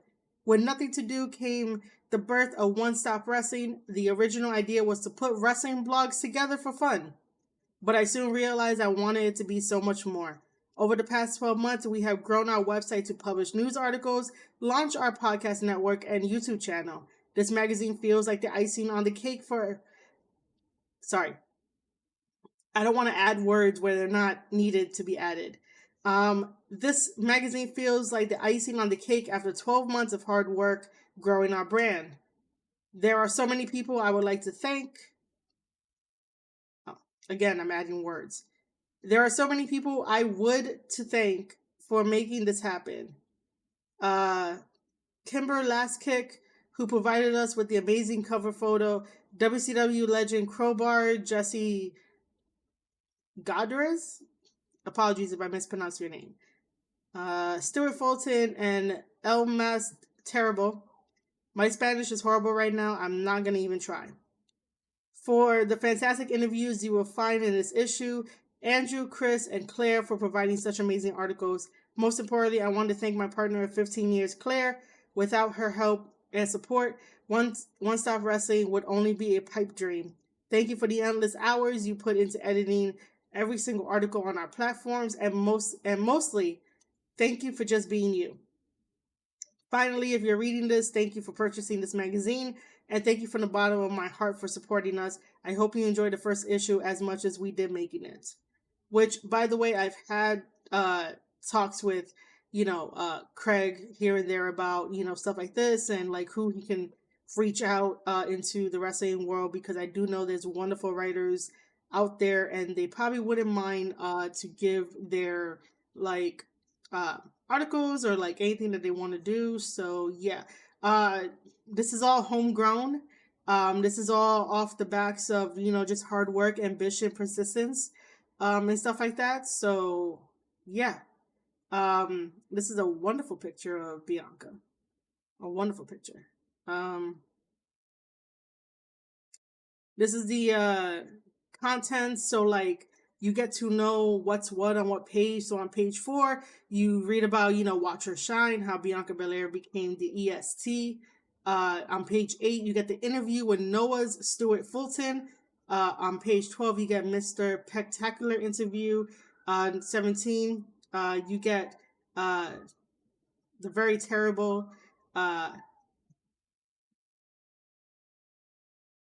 Wait a minute. That dude is an Australian independent wrestler and he goes by a Spanish name? What? All right. I'm going to have to like jump to his and like read his Q&A. 21 are pull-out posters. Oh wow. Yo, like I don't like that's so old school. Pull-out posters, man. That's so old school. So basically, the pull-out posters is what makes this magazine apart from like anyone else. I don't know if monthly I'm gonna fuck up their name, but monthly Pure or so, which I know I fucked it up. But you know which guys I'm talking about. The ones that always do like the New Japan Pro Wrestling and like the other stuff for their magazines. I don't know they have pull-out posters. Like I haven't seen a magazine that has pull-out posters in like, forever. So if this is the only magazine that does, this is what sets them apart from everyone else. Um, a guide on 26, we get a guide to Wonder Ring Stardom. On 36, we get 5 NXT women who flourished on the main roster.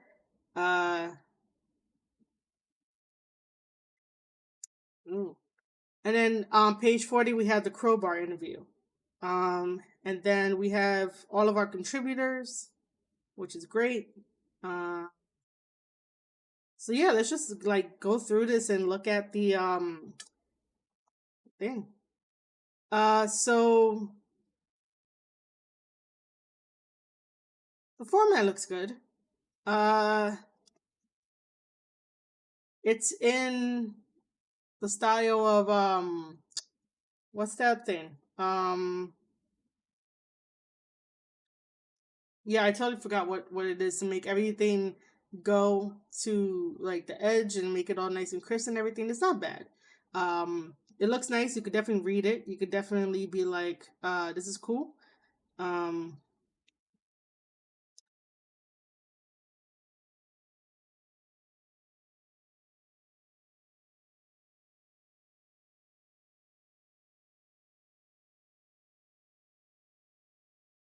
all right, we'll get to the interview soon.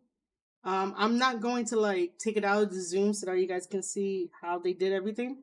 So the One Stop podcast is these are the podcasts that they have on there. You can message Craig and see how you can get yours on there, uh, and stuff like that.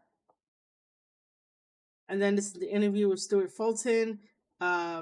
This was a really cool thing. He showed me this one, and I was like, "Oh, this is really cool that they get like to have a little um, picture in there and stuff like that.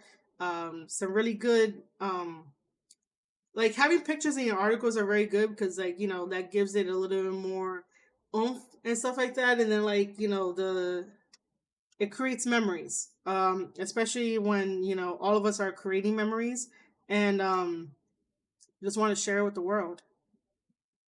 And this is where the interview ends. And then we have the interview with Mr. Spectacular, who follows me, by the way. Um,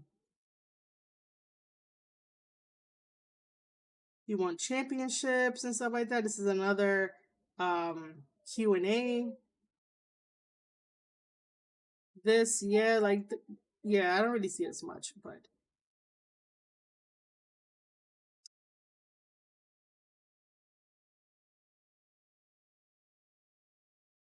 yeah, this really looks nice.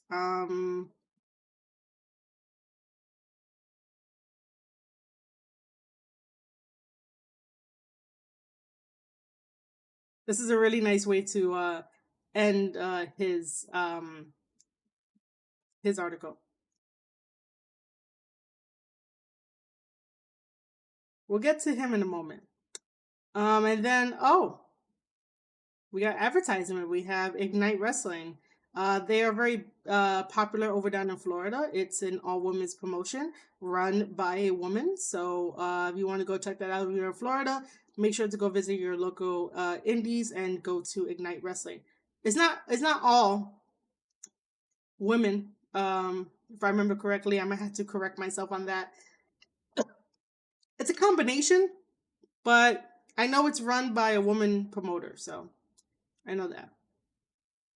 And now we have this, where it's an Australian, but uh, he has a Spanish name. Uh,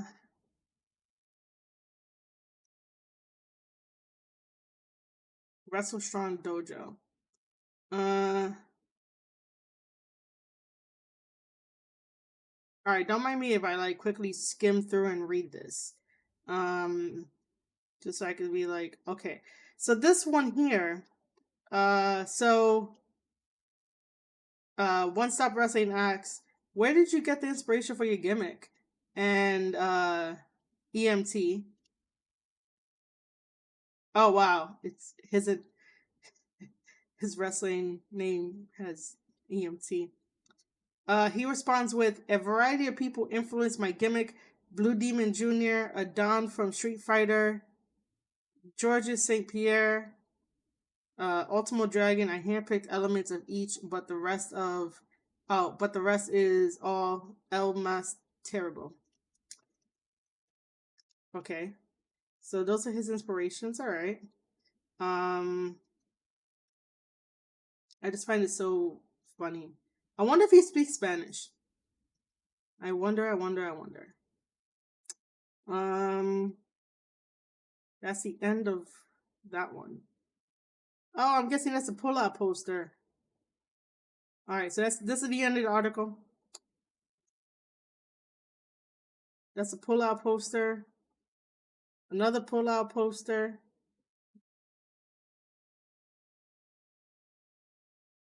I'm guessing it's a pull-out poster. Like, I don't know what's happening. It probably is.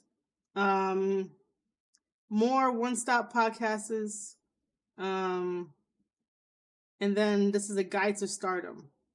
Which, by the way, if you're able to support Stardom, go ahead. Stardom is an all-women's promotion down in Japan. Those are the Joshi Wrestling promotion. Hey! I got a follower. Who's following me? Why is my thing not updating? Hold on.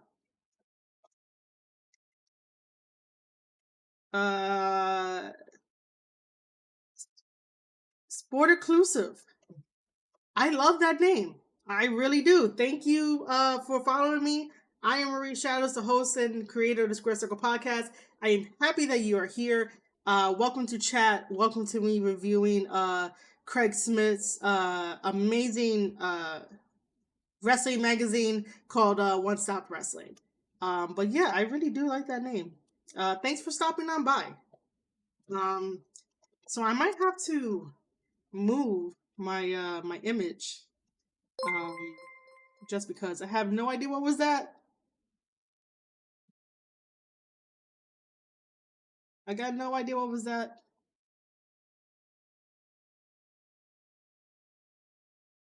I'll find something for this. Wait, unless it told me. Um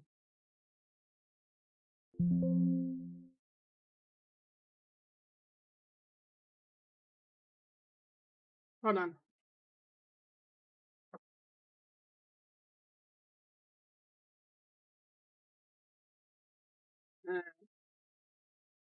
Because never want to miss giving anybody like love or feedback or anything like that. That's why I tend to just stop and be like, hey, hold on. Or maybe that was just another thing as I switch back. But yeah, again, Sport Inclusive, if you're still here and you can still hear me, just say hi in the chat. Any other questions that you have about like, what I've done, stuff like that, that's great. Cool. Yeah. So as we're talking more about this magazine, but yeah, just go support Stardom if you can. If you want to follow someone, hey, thanks for saying what's up in the chat, man. I'm glad that you're here. Yeah, I think I saw that you did. You follow me on Twitter. Let me see. I don't know if it was recently, but I think I've seen you around and stuff. But yeah, I'm glad that you're here as well. So it wasn't recently, but I'll take a look. I'll take a look to see if I am following you back. I probably should be following you back. Maybe, I don't know. We'll find out. But yeah, if you guys really want good Stardom updates and Stardom articles and to keep you in the loop with everything Stardom, follow a wonderful person. She's also part of Thomas Island, and she's very smart. And I learned from her for like Joshi Wrestling. So go follow her at Hey Karen Sensei. The light was fucking bothering me. I have a camera that has like a light and shit. So yeah, this gives you a brief overview of the Joshi Wrestling promotion, its history, performers, and more. Nice big text here. The first of all, the term Joshi, what does it mean? So it says Joshi refers to a demographic with the term typically. Wow, I was gonna like combine that. I was gonna add an S in typically. Joshi refers to a demographic with the term typically used in the manga and anime industry. In these industry, Joshi focus on stories of young women typically aged between 13 to 21, whereas stories for young men of a similar age is referred to as shonen. Oh, that makes a lot of sense now. I mean, I've heard of that like before, but not like fully, so interesting. Um, so to put it simply, Joshi wrestling is wrestling that focuses on women as opposed to male wrestling. Okay, so this is the brief intro and history. Some more. They teach you that for foreign, you could say gaijin for that. The championships, which I really don't know anything about because I can't really support Stardom as I support everything else. Just because I really don't know where to start. So that's why I haven't really focused on talking about Joshi wrestling on like my show and stuff. Some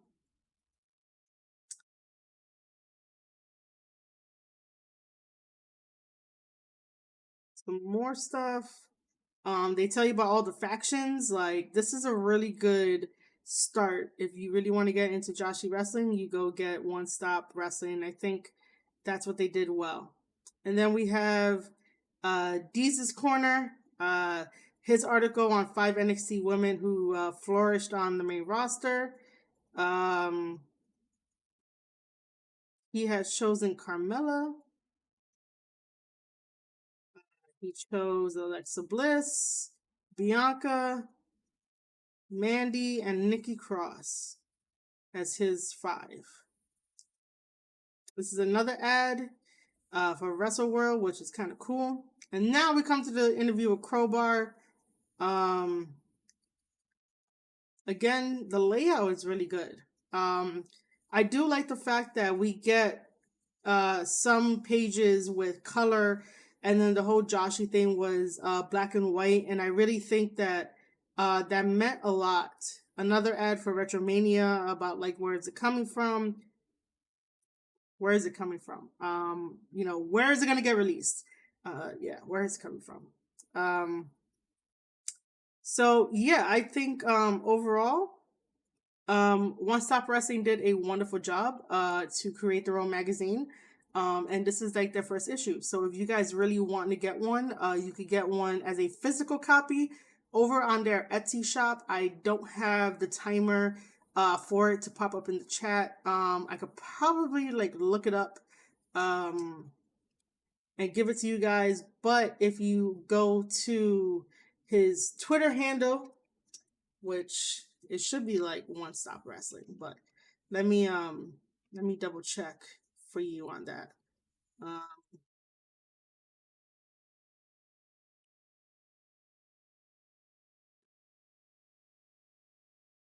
All right, so if you want to get a copy of the first issue, because the first issue is everything, like that's like the start of everything. It looks great. The colors were greatly chosen. Was finally chosen. Everything works well.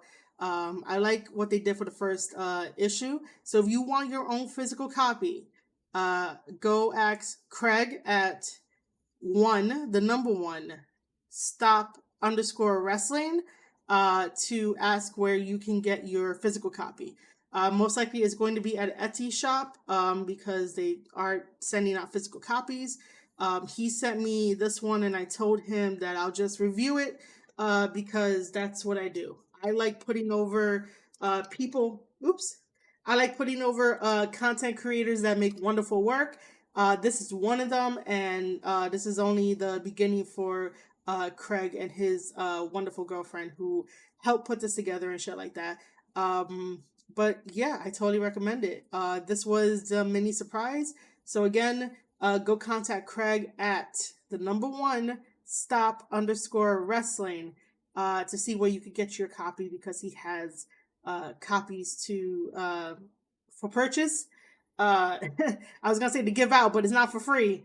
But yeah, he put a lot of time and effort into this. So if you really want one, go out and get one at his Etsy shop. So yeah, I'm going to take a quick break to do another transition. So yeah, I'll see you guys in a little bit.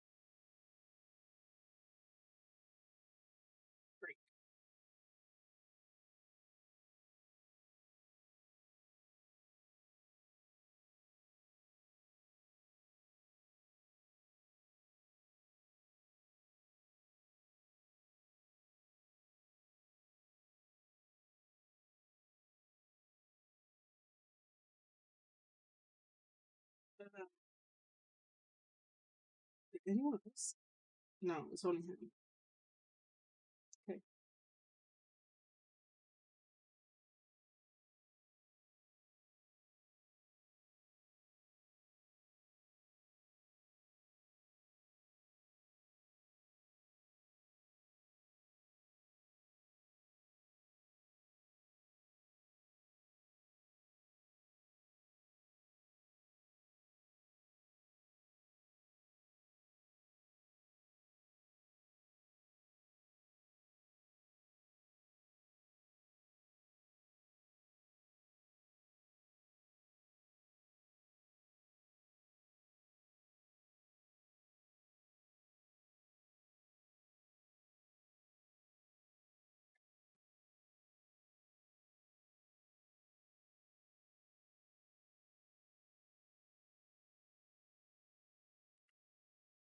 Okay.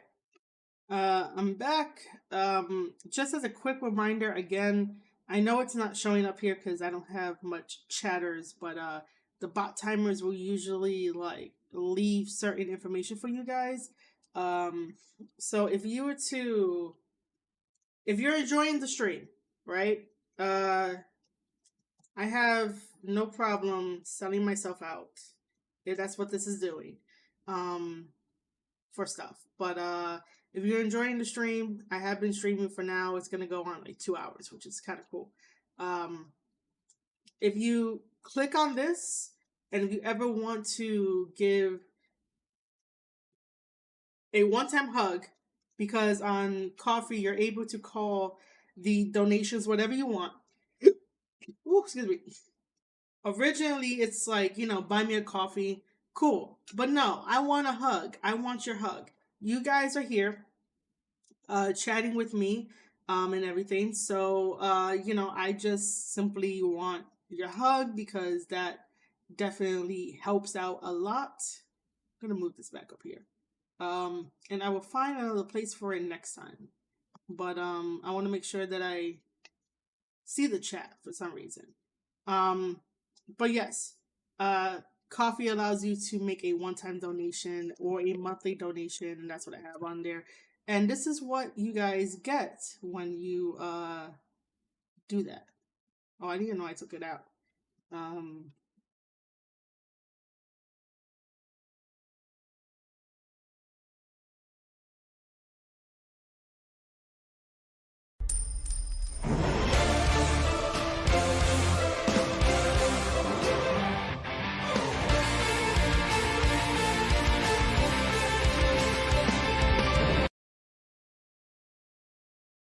you get that sound. You get that Okada treatment. If you were to send over either a one-time donation or even a membership of your choosing, so you could get recognized and stuff like that. So that's what you get. I don't know where these YouTubers like come from. Like I was saying earlier that it's not even the weekend, and YouTubers are the bots, I should say, are coming out. All right, so we covered AEW, we covered um what do you call it? Cody Rhodes. So we are gonna cover New Japan Pro Wrestling quickly. So New Japan Pro Wrestling Strong is this Saturday at 8 p.m. over on New Japan World. If you have the subscription to New Japan World, that is awesome. New Japan World is really great. So we have New Japan Strong, and I'm guessing the main event. Yeah, the main event should be Gabirel Kidd versus Fred Rosser. That should be like the next one coming up. I have been so busy with like work and trying to redo my stuff so that way I can have more time to stream and get that Twitch affiliate. And if you guys want to help me with that, all you need to do is just watch me and my opinions, and basically hit that follow button over on Twitch, and you can help me with that. The other thing too is that for New Japan Strong, they have really good programming. So don't count it out just yet. Don't count out New Japan at all either. The reason why I haven't been talking about the New Japan Golden, which is basically their little like run before the New Japan Cup is because I need to get mentally prepared for the New Japan Cup. I know that the New Japan Cup is going to take a toll on me. Last year's New Japan Cup took a toll on me because I was really like watching podcasting, watching podcasting. Um, and so, yeah, I just need to mentally prepare for the G1. So I haven't really talked about New Japan Golden. But what I will say is that the 19th and the 20th, I will be covering the two major matches. Or maybe there's some other major matches. But I do know that Okada is taking on uh, Naito with his bum knee. And then after Okada beats him, which by the way, it's not a spoiler, it's gonna be fact. Okada's definitely gonna retain the title. Um, you know, God could come in, mainly Tama, and take the belt off of Okada sometime this year. Because Tama still has that victory hanging over Okada's head. New Japan Pro Wrestling does not reset any type of win-loss record like AEW does, so Tama's still in the running as the number one competitor for that championship title. The other thing too is that we have, what's the other match we have? Can't even think of it. Give me a second here. Oh, we have Sonata versus Tanahashi for the IWGP United States Championship title. I am not too sure what the story is on that, since I said I haven't followed it. I do know that Evil retained his belt against Ishii. It's like, yo, you could have like kept the never openweight championship title on Jay White. Like that would have been way better, man. Like I don't get it. I get that what do you call it? Um Japan wanted like the belts back because if they, I think by this time they were still gonna go back into a lockdown because of COVID. But man, let Jay have the belt. Jay didn't even make the Never division in his freaking image like he wanted to, man. It is all about winning belts and winning championship gold. But I'm still upset that they took it away from him and they gave it back to Ishii. I love Ishii. But yeah. And then Evil. I love Evil too, but Evil does not need two belts. He really doesn't. It's not doing him any favors, and it's definitely not doing the House of Torture any favors. If like, I don't know, the Never Open Weight was on like, no, we can't say Udro because Udro is six man, along with Evil and I don't know. Maybe if you put like the Never Weight on Jado or Gato or Big Togo, something. Um, just anyone other than like Evil, because I'm just like, Evil doesn't need it. Like, spread the championships around. It's cool that Sonata's going after the United States Championship title, but I really don't think they're gonna give it to him. Tanahashi is still gonna keep that United States Championship title, just because it's Tanahashi. Tanahashi got it back from Kenta. I don't think you take the belt off of somebody that like went through hell and back in a match that he never really fights. So it's like Tana could keep it for a little bit, and especially if Tana's gonna come back over here to the States, why not? So again, not a spoiler. Tanahashi is keeping his belt against Sonata. Let's, if New Japan Strong will get more belts, because they need to get more belts, then like I wouldn't be like, let Jake keep the never open weight, there is the never open weight strong title. Gabirel Kidd wants that one, and I find it kind of funny that like in my latest podcast episode when I was reviewing his match against Eddie Kingston, that I said eventually I want him to get that title, and he puts on Twitter, he tells Tom Lawler to keep that belt warm for him. So, for his team, because any one of his team could definitely go and take it. And I wonder if like any one of them gets it first.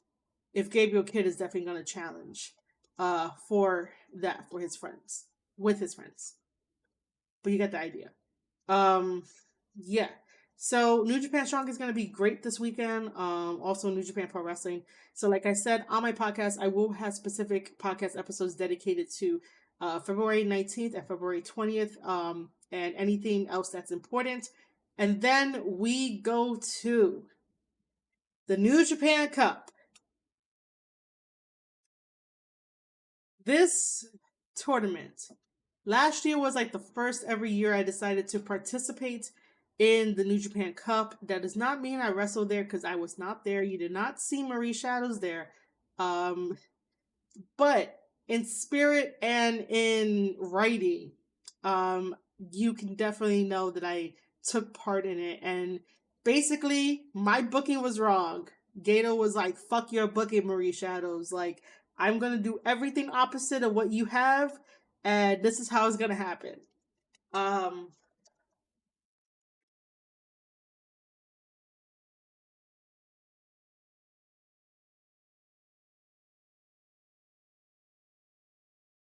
going to show you. I should be able to have it in this one. Um,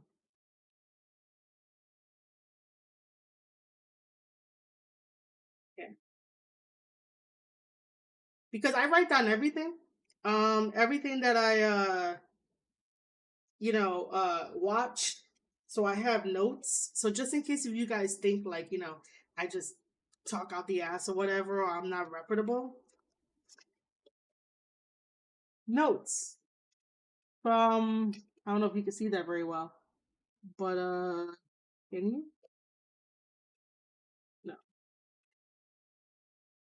These are notes. These are my handwriting. In my handwriting. So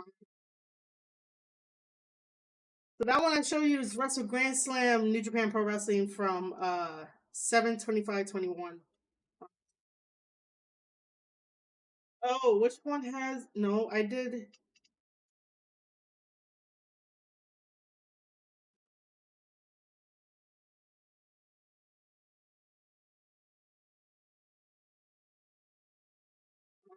So it must be the other one that I did.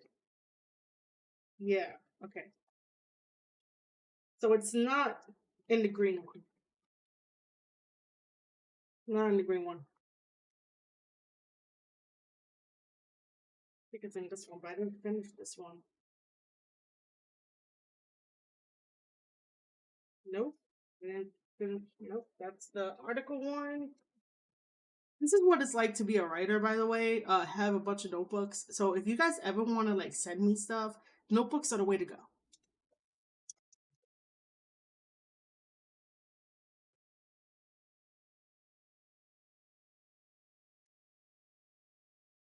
You do it in here? I didn't touch this one.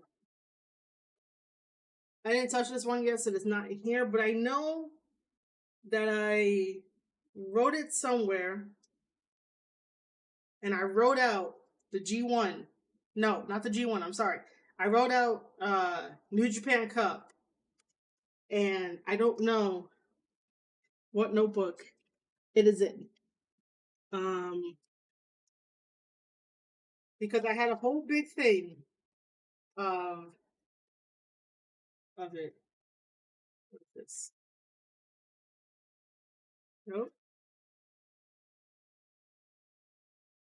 If you guys ever wonder how I survived college, is because I took a lot of good notes. Which I gotta have some more stuff for you guys. Wow. I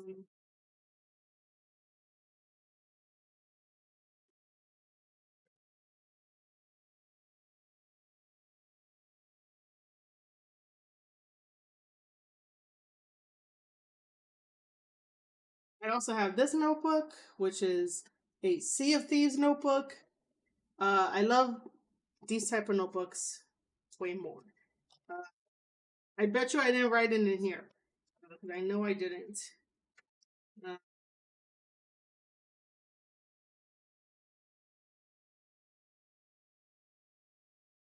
Because that would have taken up so much stuff. This is the road to New Beginning.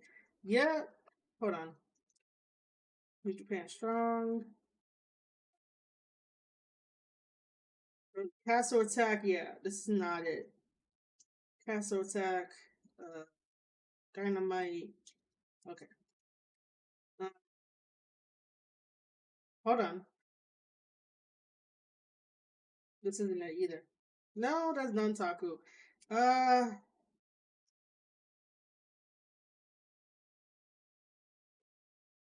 This is...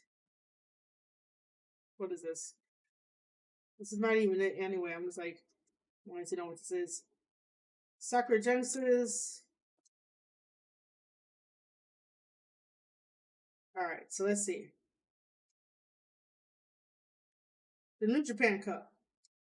See, I did it because you can see this. I don't know why it's like that. I don't know why it's not focusing. Did I say Jay White on there? Alright, so this one here in particular, I don't really know why it's not. I don't know what to do. So this is New Japan Cup, right? It says, I really don't know how to fix that. But this one here is Jay White versus David Finlay. This is when David Finlay won, unfortunately, and Jay White suffered a loss. So David Finlay is now 2 to like the 13. There it is. Okay, it fixed itself. Okay, see. All right, so this is all my notes, right? This is the best. I was gonna say best selling. This video is very popular. I have this video where I talk about Jay White versus David Finlay. On YouTube. So basically, like, this is my best video performance for it. I think it's currently at like, I'll give you guys the official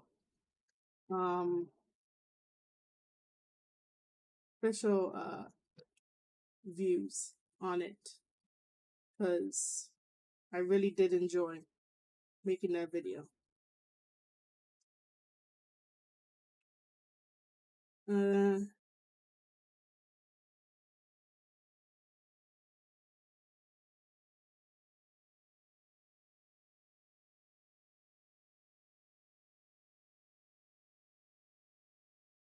Has an amazing thumbnail too. So all right, so officially I posted that video, which from the notes here you just saw of David Finlay taking on Jay White. So I posted that 10 months ago. We just hit 1K in views. And a wrestler on the internet was telling me that no one really listens to my podcast. But yeah, the video is called "David, You Doomed Us All," and I took that from Jay White telling David that he doomed us all because he lost. Jay lost the J Cup, and that was his moment to right the wrongs of Ibushi. Like I think this is a time when Ibushi wanted to introduce the new title and shit like that. Um, yeah. So I am dedicated to professional wrestling. There is no doubt about that, right? Like, this is all my notes, written by hand in a Sea of Thieves notebook. And the video got me 1,000 views. It's probably a little bit more, but 1,000 views because I am dedicated to professional wrestling, to talk about New Japan Pro Wrestling, put New Japan Pro Wrestling on the map any way that I can because I am a huge advocate for it. And I just basically love New Japan. There's a special like psychology that New Japan does, special storytelling that New Japan does, and they keep kayfabe alive. Okay, most people, including fans, are like, "Nah, tell me the real shit," and I'm like, "No, kayfabe. You gotta keep it kayfabe." Let me see what else I have here. I have.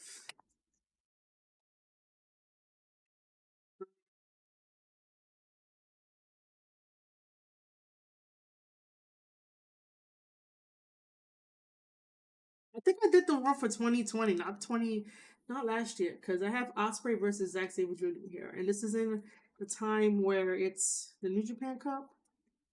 Oh no, I did, but man, all right. The only reason why I know is because I put New Japan Cup and I'm looking at Jay White versus Hinare, and then we had David Finlay versus Chase. So yeah, I did. I just can't tell you where the hell my whole graph and shit is at. Like, unless is it in the notes? Nope, it's not in there. Um, Man, I really want to show you guys like what I was talking about. That I think Gato was like, nah, fuck you, Marie. Like, you're not gonna get your favorites to win this New Japan Cup. Um, yeah. Which, by the way, me looking back at these notes, man, like, really, the dedication of me writing all these notes, just because I love what I do and I could break it down for you guys any which way. Um, Flipping through, I did rate that Jay does the Kiwi Crusher on Ishii, and I was going to say, does anyone miss the Kiwi Crusher? Because I sort of miss it. Like, I love the Blade Runner. The Blade Runner is very special the way that Jay White does it. But yeah, I just miss Kiwi Crusher. Maybe we could get Gato out to the States just so that he could show up in Jay's corner and just yell out like Kiwi Crusher so that way Jay could do it. Yeah. Uh, and then I have Jay White versus Tana for the Never Openweight Championship title. Um, Taichi versus Tama. This is for Iron Fingers. The that fucking story, man. Like, the Iron Fingers story. That shit, man. Zack Sabre Jr. versus Loa was a very good match. This is back in like 2021, so I'm just reminiscing right now because I can't find my damn graph to show you what I did. I don't even remember where I wrote it. I know I wrote it in like something. I wrote it in a notebook. Yeah, let's see. There's some AEW Dynamite stuff in here too, but it's mainly filled with New Japan. So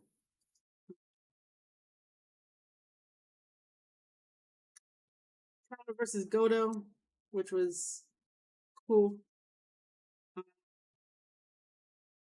Tama and Goto have a long history together.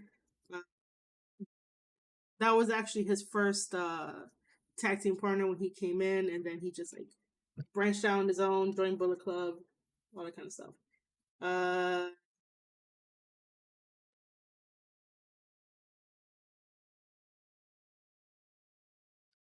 Yeah. Sea of Thieves notebook, lots of wrestling stuff. Just because, like I said, I have an undying passion for this. Like I love it through and through. Like I wouldn't be in wrestling if it wasn't for my dad and me just falling in love with the creative aspect of professional wrestling, the theater aspect of professional wrestling. So now you know that I am legit. If people out there don't think I'm legit, just because I don't wrestle, I don't have championship titles, and that shouldn't really define someone who is in the business. I went to WWE. Not many people can take that away from me. Nobody can take that away from me. Not many people can do that. There we go. That's how I wanted to say it. But yeah, I don't know where that freaking graph is. Like, I know it's somewhere. I really do. I know it's somewhere. Anyway, yeah, New Japan Strong is this Saturday. New Japan Golden, the 19th and the 20th are really big. New Japan Cup starts March 1st. They have not released any statement on who's gonna be in the cup. I do know that probably Chase is gonna be in the cup. He's probably gonna head back over to Japan to be in the cup, but I'm not sure who's gonna else be in there. We definitely know that we're probably not gonna see the Gorillas of Destiny or Jay or Hikuleo or Chris Bay in the cup. I would love to see those guys in the New Japan Cup and see how they work. I want to see Chris Bay like uh do everything that he's meant to do. And I think the New Japan circuits of World Tag League and the New Japan Cup will definitely benefit him. And we could see him with fresh matchups. We could see him interact with LIJ, interact with United Empire, interact with Chaos, like all that kind of stuff. So I would definitely love, in a perfect world, that they ship out Chris Bay over to Japan for a little bit and just run the circuits and have him experience like Japan and something else and just all of that. So yeah. Other than that, I guess that's a great segue into talking about Impact this Saturday. Well, first, let me back up. Thursday, we have Impact. This is the last Impact before we get to this Saturday at No Surrender, their pay-per-view. And this Thursday, we could definitely see Bullet Club versus Violent by Design. So don't miss that. That's going to probably tell you a lot what's going to happen this Saturday. This Saturday is No Surrender. And the card is great. I'm just really interested in just two matches. The first match is Eric Young versus Jay White. This one, it looks really good on paper. The build-up wasn't really there. I love both of these guys. But it's going to be a very interesting fight when it happens. I want Jay White to win. And that's nothing against Eric Young. Eric Young has put in the work. Eric Young is great. But Jay White is probably taking this one. And then we get to the tag team title match. The Good Sisters, as I know them as, and you guys know them as the Good Brothers. But the Good Sisters have held those Impact Tag Team Championships for a while and hasn't done shit with them. That is why I just don't understand why would you put the belts back on them if they're not doing anything to help the company. If anything, they should have probably kept it back on Finjuice to give Finjuice a little bit of an edge, especially Finjuice going against Jonah and Big Bag Tito. Was that the guy that uh that they were wrestling?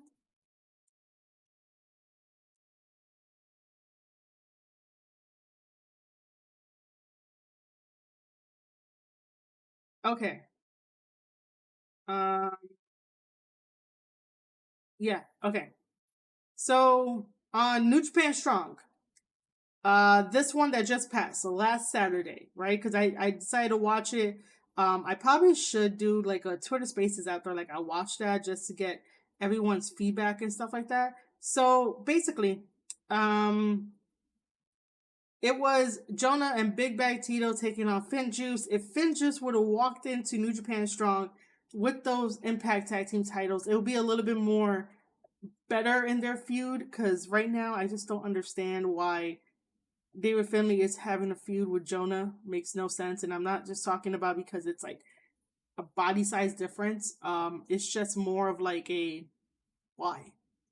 Um, yeah. So I just don't know why that's happening. So if they would have had the Impact titles, it would have been a little bit more because now more people can challenge for that. That's outside of Impact.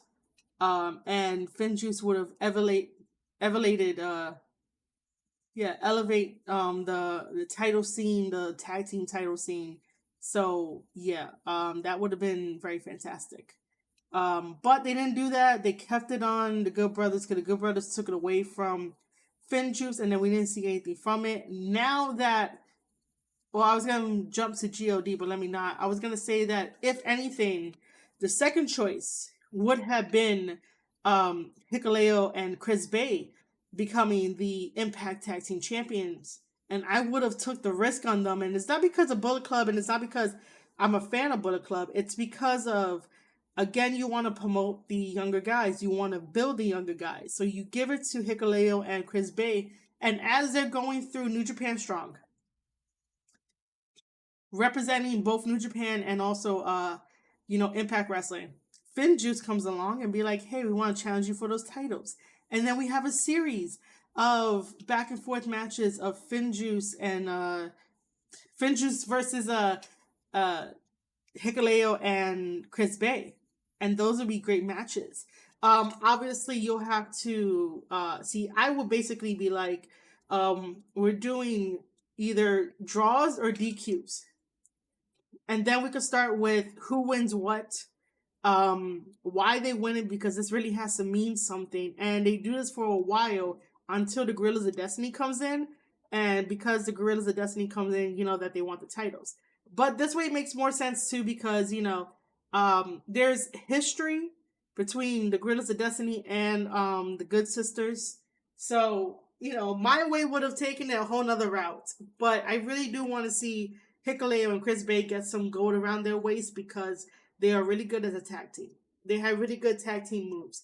If you guys want, you guys can go and check out the audio podcast on my channel at anchor.fm/Square Circle Podcast, where you can definitely hear me review their match on New Japan Strong as a tag team. Because, like I said, they are really good as a tag team.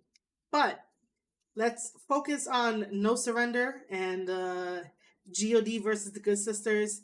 We all know, don't you dare end up, doubting me or doubting anyone else. Don't you dare doubt God. God is going to walk into No Surrender. God is going to have a fantastic match with the Good Brothers. However, God is walking out with those Impact Tag Team Championships. No one's going to tell me differently. It is time for something new, and it's time for a change around like Impact. Like I said, I don't really see the Good Brothers basically doing anything with those titles, trying to put other wrestlers over. Like nothing's really happening. So it's time for them to drop it to God. God will elevate everybody because they're 7-time IWGP Heavyweight Tag Team Champions. So, why would you want to put it on somebody that's like, oh yeah, we got 10 altogether, but it's like, no, you haven't done shit with it. So, God are my pick to win the tag team titles at No Surrender.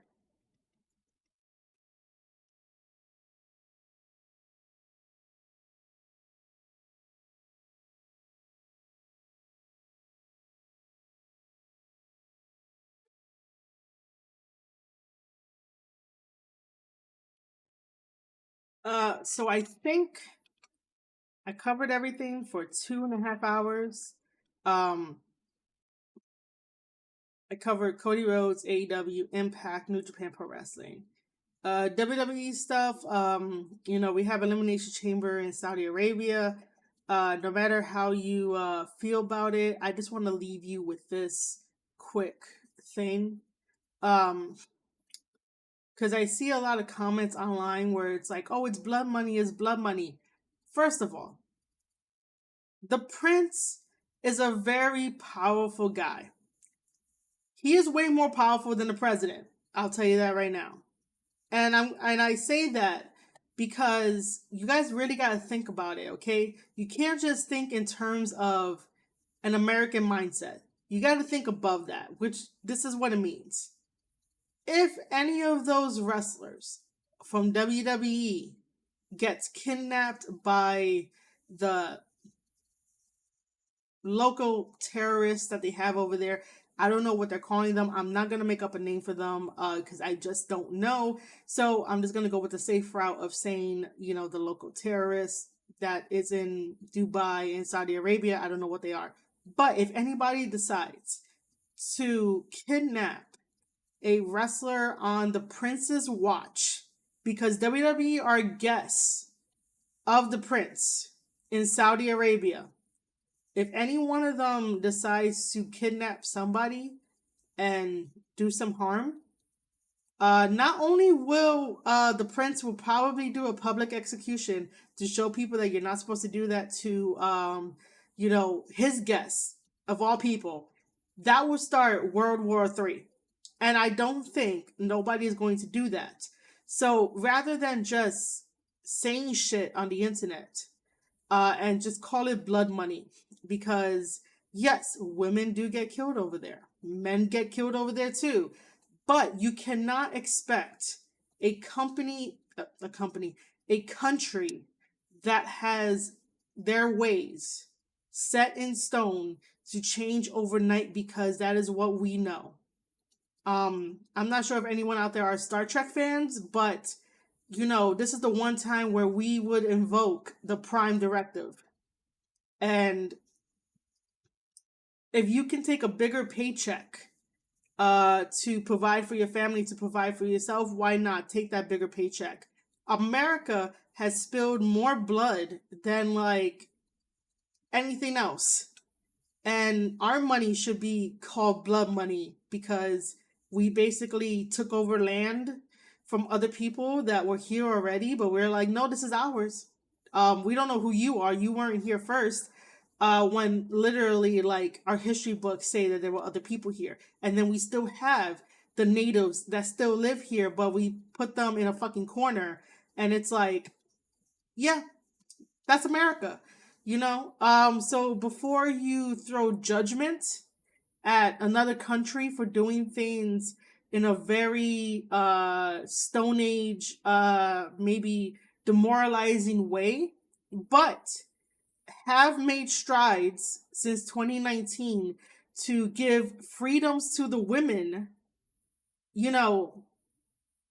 don't judge them so harshly before, judging America and trying to help fix America first, right? Sure, you may have these morals and stuff like that, but you really need to think, if anyone is going to do anything over there to American citizens, we're going to war, and then the Prince is going to have his day and really execute that person that decided to hurt an American.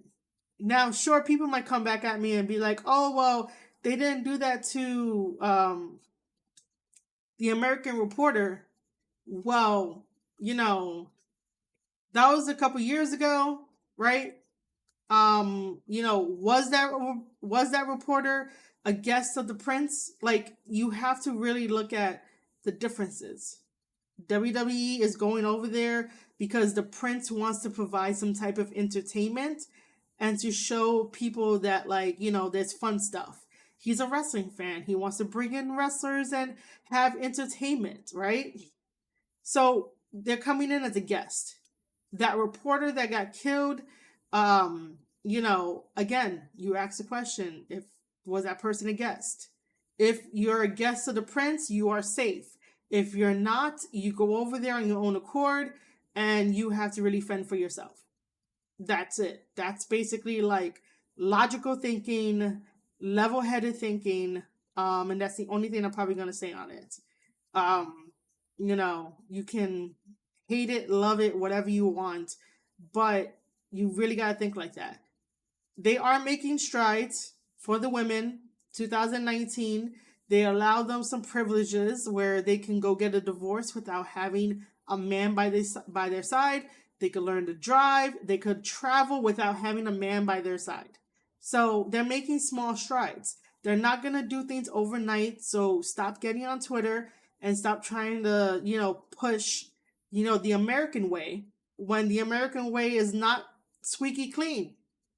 The American way, like, killed so many people and try to be like, oh no, we were here first.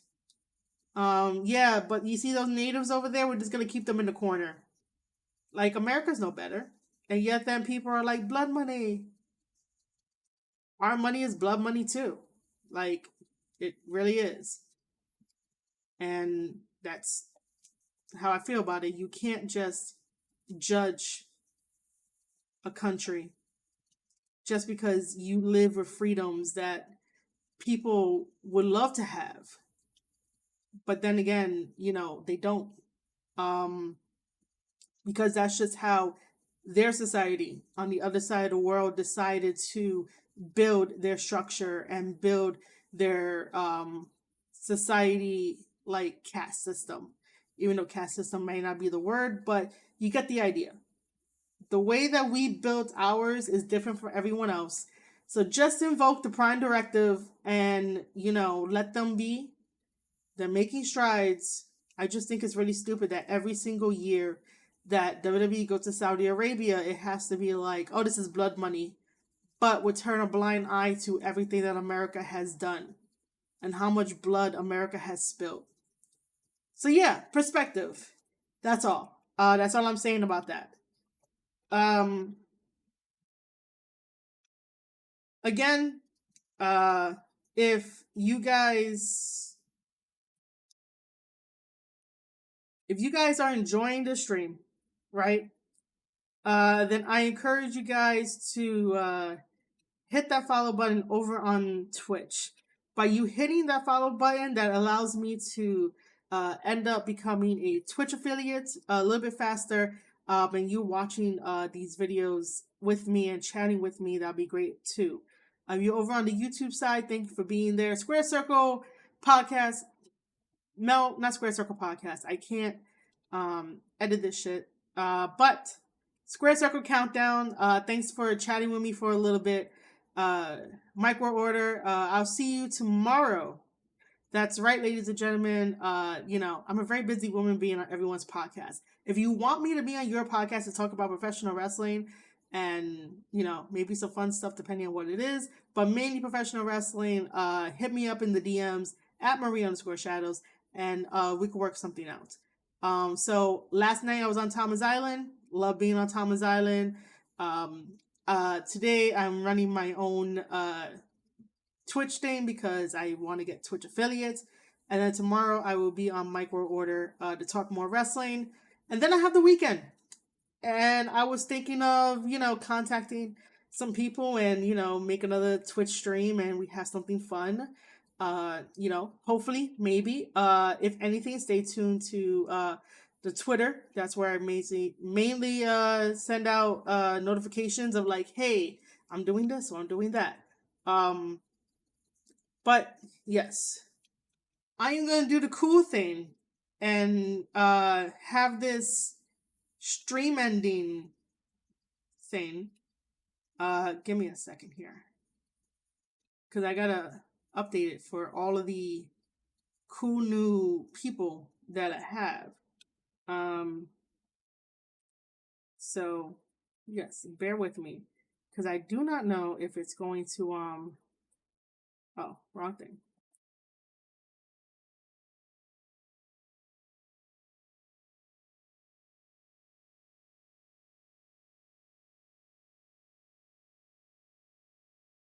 Okay, cool. All right, so you guys can still hear my voice. You're hearing the voice of Marie Shadows right now.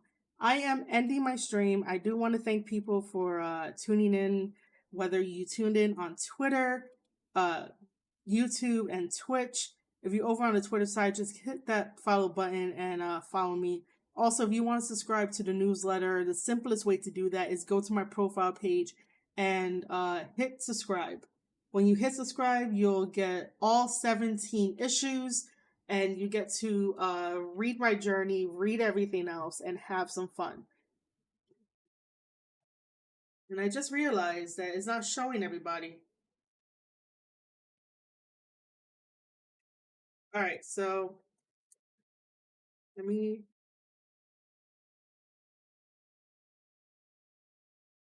grab it so that way it can show everybody. I was trying to save it, but it wasn't letting me save.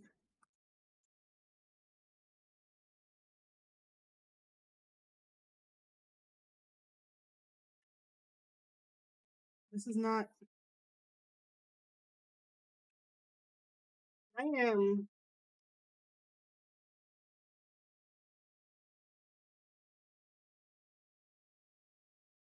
This is so annoying.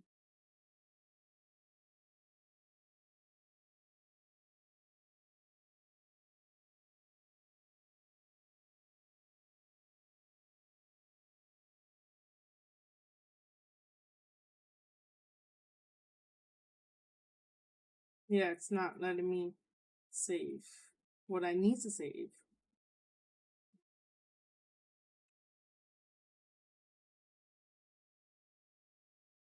Not even letting me refresh it either.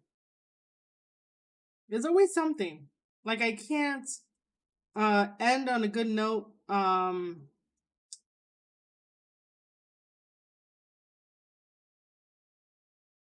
Okay, so let's see.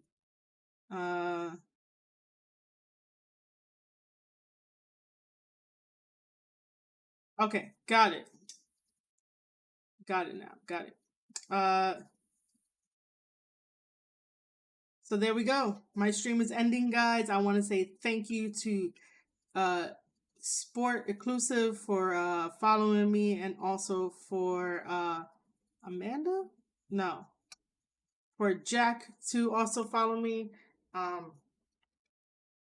Again, guys, if you want to support me, it's really simple. Hit that follow button over here on Twitch so I could end up getting Twitch affiliates. One day, follow me on Twitter at Marie_Shadows. That is where you'll find all my notifications, and you could definitely talk to me about wrestling 24/7.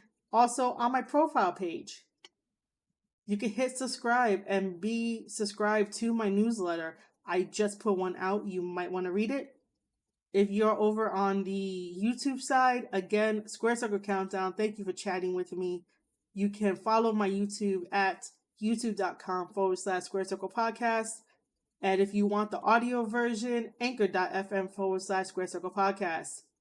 If you want to give me a one-time hug or a monthly hug of your choice of whatever you can afford, head over to www.ko-fi.com/Marie_Shadows, and that's where you could support me if you enjoyed this very much. Again, last night I was on Thomas Island. Today you get a special live stream, and I talked about it all. Tomorrow I'm going to be on Mike World Order, and then the weekend, I don't know, I'll plan something fun. I don't know. Stay tuned to my socials for all of that. And so, ladies and gentlemen, you have been listening to an episode of the Square Circle Podcast. I am your host, Marie Shadows, and I'll see you guys on the next one.